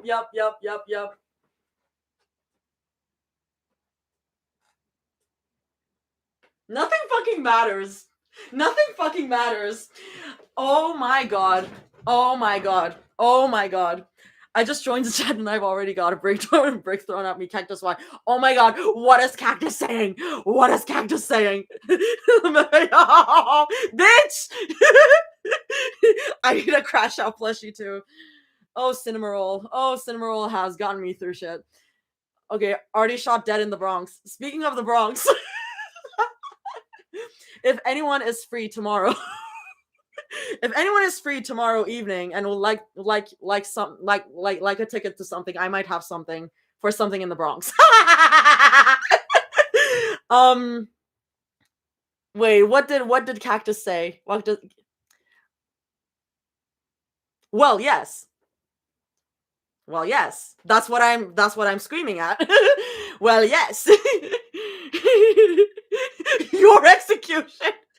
They found Artie in the dirt by the candy floss. Almost everyone is going to bed while I'm cooking lunch for me and my mom. Your execution. No, I'm so serious. I I don't know because I'm gonna ask some friends, but it's kind of like very late and like all my friends are usually busy. I mean, like one of my friends has finals, one of them is doing Hanukkah tomorrow, and I'm like, if any NYC ooms would like to do something fun tomorrow evening in the Bronx, hit me the fuck up. Sadly, I live near Chicago. What time is it, Artie? It is from 5 to 9. It is like anytime 5 to 9. Like you can come in. 4:30, 5 to 9. Yeah, but I'm not quite sure if I have an extra ticket because like my family was like, "Oh, we don't know if these people will be able to make it. They'll let us know tomorrow." And I'm like, "Okay, I have like extra tickets." Okay, that is crazy. Jaime, you're crazy for that. Like, oh my god. Oh my god. um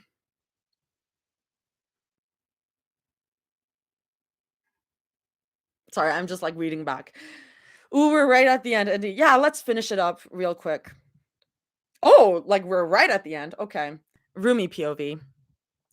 Rumi's not sure what possessed her to say that. She looks back down at her food and picks at it, shoulders nearly up to her ears. Her neck feels warm with embarrassment, but she can still see Mira parting her lips across from her. Mira tilts her head and puts her coffee cup back on the table, but she doesn't look away from Rumi. Her stare doesn't feel half as harrowing as it used to. It feels warmer this time. Familiar. Achingly familiar. She missed when it was this kind of ache, and not the kind that made it hard to inhale. Yeah, Mira ends up saying, voice a little low. She clears her throat and she says nothing else. Rumi pokes at her food again. Mira's lips cork up in a small smile, sardonic at its corners, but wholly sincere. A little secret just for them. For once, it doesn't hurt to know what Mira's thinking. And for once, when Mira's foot presses against her shin and makes her look up to catch her gaze, reminiscent of when they used to be shy and playful at a 3 a.m. cafe, yet this time with another kind of shyness and a new claim of armistice, Rumi feels like she can breathe a little easier again. Just a little easier. Just enough to clear her head and to think that maybe this isn't absolution, but something like mercy. Something like a choice.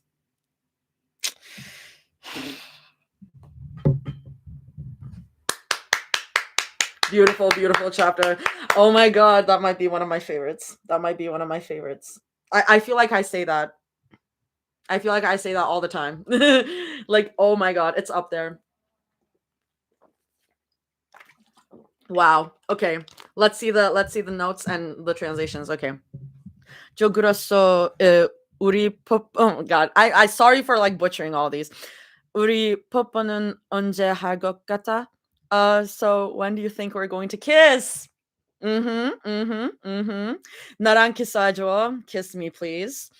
키스하도 될까? 한 번 더. Could I kiss you one more time? Wow, so cute. They're so awkward. They're both losers. Oh, and Goguma sweet potato, Gonju princess. Okay, thank you, thank you, thank you, thank you. Um, the duality of Rurumi and Kangmira, am I right? Their Riz swings back and forth like a metronome. Shout out and big thanks to the healthcare worker and Korean friends I went to for this particular arc. No, yeah, really, really nice. Next chapter, which was supposed to be in this chapter, I'm sorry again. Don't be sorry. It's actually a blessing. Oh my god. We finally wrap things up. The ending to it is probably one of my favorite chapter endings so far, but it's also kind of trippy to read.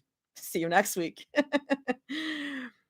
Snippet or art first? Let's do snippet.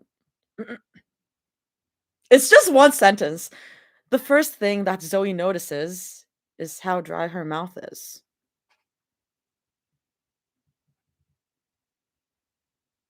Okay. Okay. Okay, bitch. Sweet potato? Owl House reference? The one sentence snippet just hits us with a brick. I'm excited. I'm so excited. My girl. My girl. See my girl. I girl Zoe is coming back and awake next chapter. Hell yeah. It's been so long. It's been. This is chapter 19. The last time we saw her was chapter 14. That's like more than a quarter of what we have of the whole fic. We haven't seen Zoe. That is crazy. We get in mouse or rat Zoe. Zoe animal motif. Yeah, like something I'm thinking like some kind of rodent, maybe hamster. I don't know. The fact the chapter was still sad, but we've been starved of fluff for that long, we are loving it. I mean, it's like it's sad, but it also like it is interlaced with them in the hospital, kind of like breaking bread. So I don't know. I really thought I would be more upset. I'm not. I'm very hopeful. This chapter is like healing a broken bone. Hamstricks, hamstricks. It's sad, but they're healing, so it's a hopeful sad. Yeah.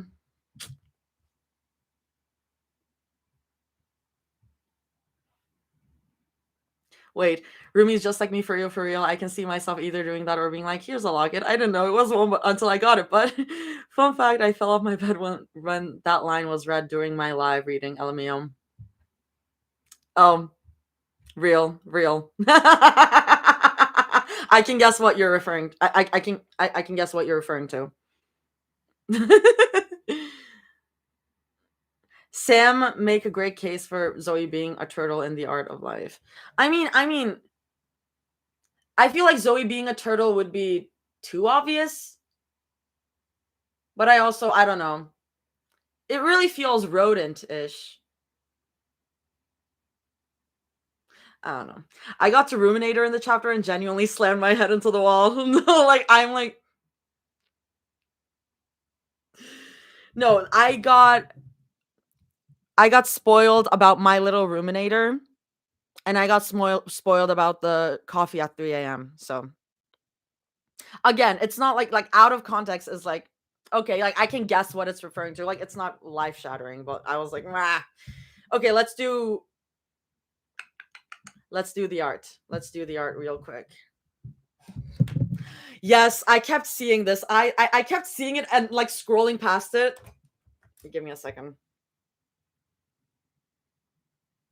I kept seeing this one and scrolling past it, and I was like, I can guess what it is, but yeah. Yeah, it's so gorgeous. Exactly.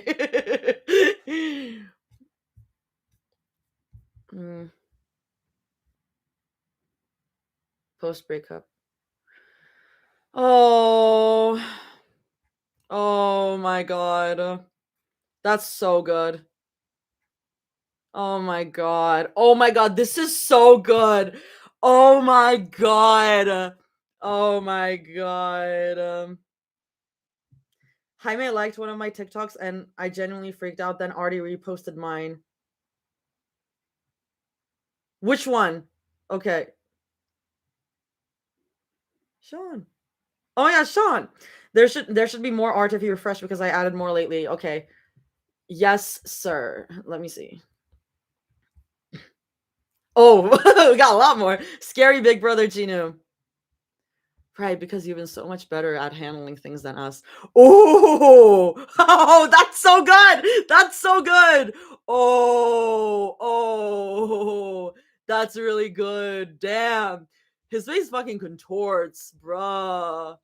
That's really good. Sillier GTC Chinu. Hey, can y'all shut the fuck up? I'm tired of this dude. You're evil shit. For real. No, real SL. Ramira and coffee.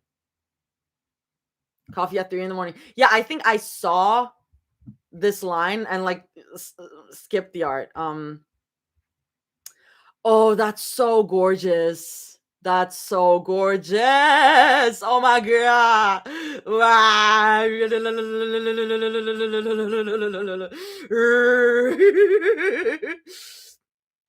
Oh, the GTC edit and yeah, again with the KJ edits, I'm like, let me see this.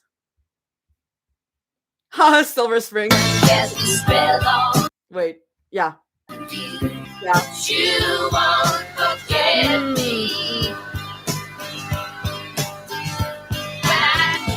I could have loved you, but you would not let me. Oh yeah. They'll follow you down till the sound of my voice will haunt you. Give me just a chance. You'll never get away from the sound. What are you hiding from us? Not everything is about your insecurities, Mira. Jesus Christ. Jesus Christ. Oh, KJ. Wow. Is KJ putting these on TikTok? I don't know if KJ is here, but oh my god. They should. KJ!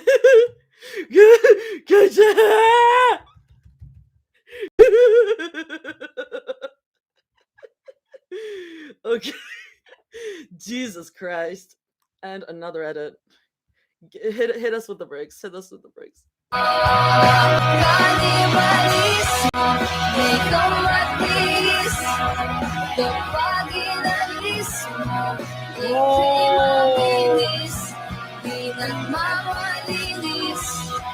Oh my god.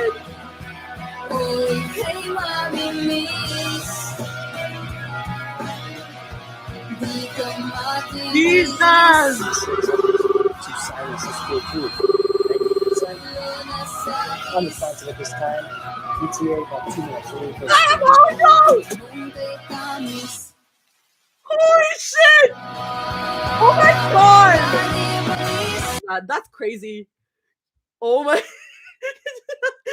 come here. Kuya, no. Oh my fucking god.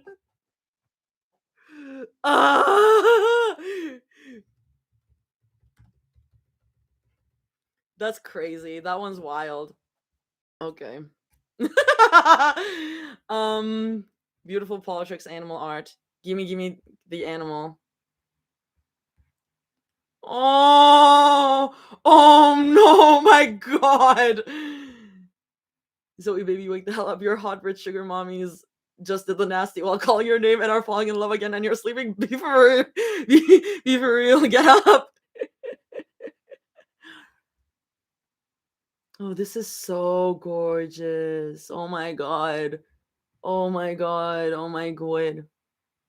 Look, Rumi, she's smiling. She must like you're singing. Oh my god. The pit bull and the cat. We yeah. Hi. Man.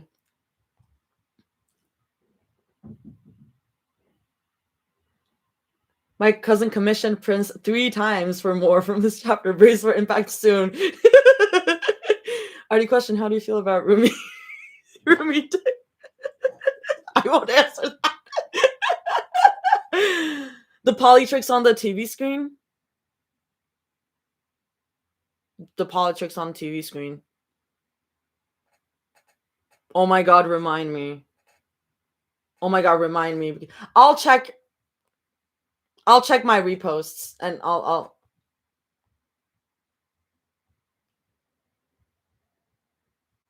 Jaime, hello? Wait.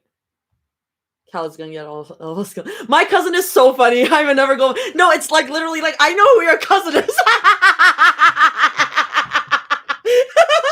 It's so funny. It low-key went viral, and I think one person reposted it on Twitter, and Ray Ami saw it. Polytrix on TV. I just know Cal and Prince are cooking. Yeah, I'm gonna jump by everyone. I can't see that video again. Sorry, Sean. These edits. GTC authors and expanded universe creators are like editors. Yeah. No. Yeah. Oh my god, Aaron left and I didn't get to say bye. Sorry. This damn fic follows me every single day as well.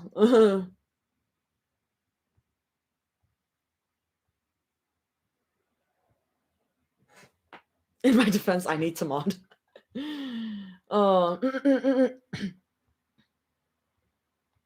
I mean, I'm not even an EA, and it's engraved in my brain.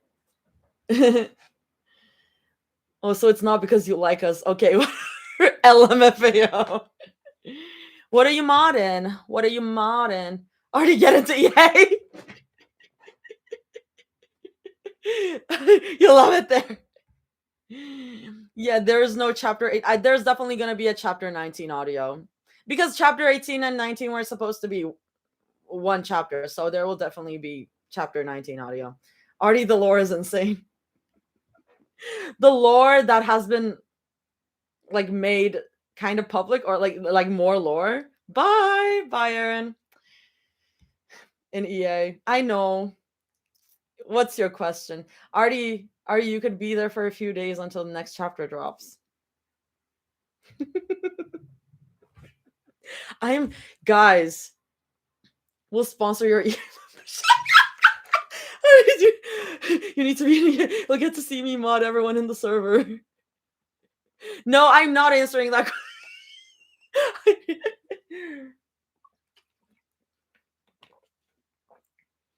I'm sad. I'm gonna go listen to Number One Girl on repeat. Guys, if I was an EA, I think I would lose I would lose sleep. I already can't sleep.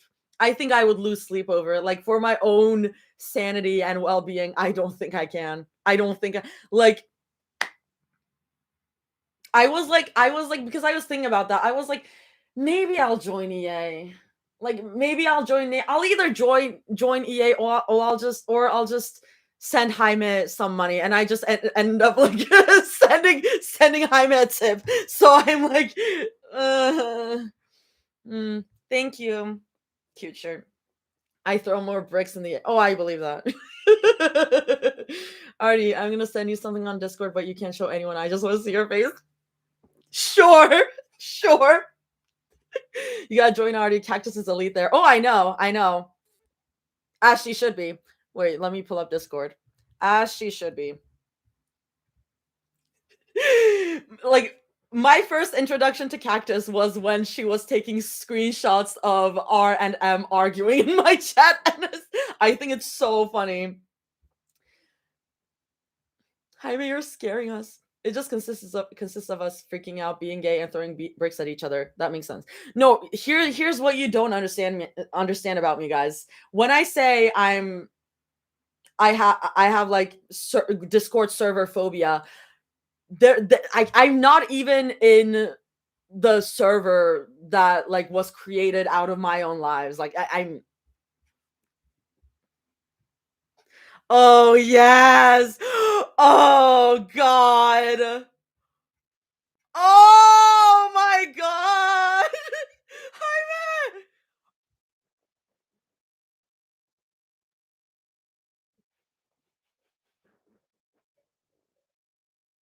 Why she kicked him as fuck? Oh my god. Gorgeous, gorgeous. Take me, please. Take me, please. Take me. Oh my god. Oh my god. Oh my god. Backless, black dress, so to the sun. Oh my god. I'm just looking at these. I'm like eating this. I'm eating this.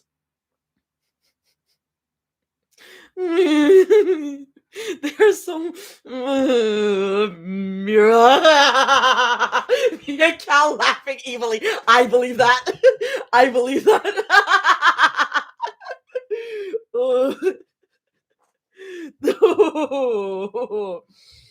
Oh my god. Oh my god. I'm just looking at them over and over. Jaime did say Cal commissioned 3 pieces. So. Oh my god. They're so gorgeous. Sorry, it's just me looking at the art. Curious for audios. Will we get a Zoe audio? Oh, we are getting a Zoe audio. We definitely are getting a Zoe audio. I just don't know if it's next chapter. If it's next chapter, are we getting Genu audio? Because the Genu RP account was like tweeting a while ago about you asking them for like audio stuff. I don't know. I don't know though.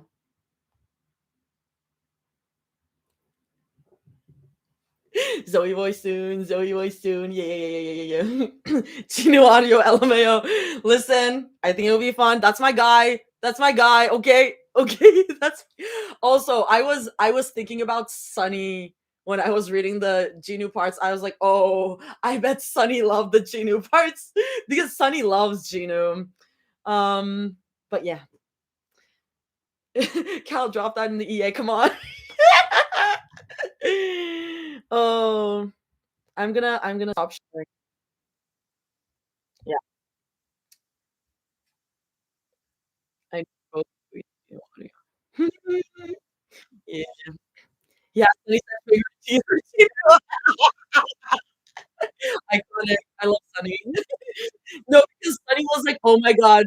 Uh, Sunny keeps being like, you know, whenever Gino girl breakdown tweets, I know that it's gonna be good. I know that the shit is gonna be good.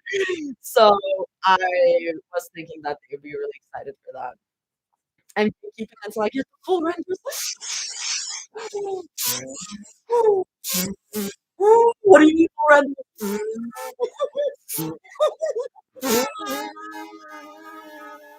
Okay. What do you mean full renders? Jay is also here. Oh my god, I made myself lightheaded. Okay.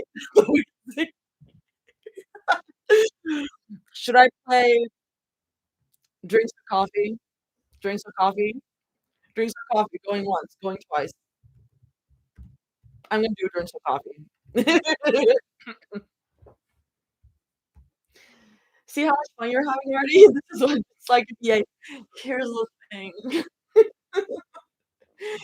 Here's the thing. I know that it is fun. I know that it is fun, but like I said, I am not even like on Discord servers in general. Like it's like I would lose sleep over it. I can't be on the lookout like 24/7. I would lose so much sleep over it. Bye. You have to go to bed. Bye. Sigh. Sigh. I don't know. I keep saying maybe I'll do it. I keep saying, but I don't know. I don't know. I don't know. I don't know. I don't know. I don't know. Artie would absolutely lose sleep. No, it's like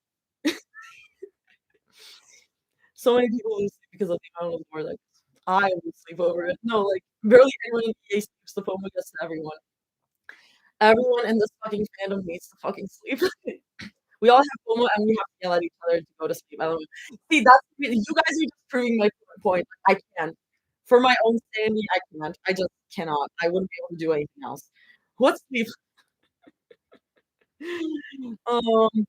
Speaking of me. Oh shit. It's all good. No. As lead mod, I must keep watch. That's God. The idea of modding a Discord server is so stressful to me. Just I get stressed just thinking about it. I don't understand how you guys do it. I don't understand. I don't need that.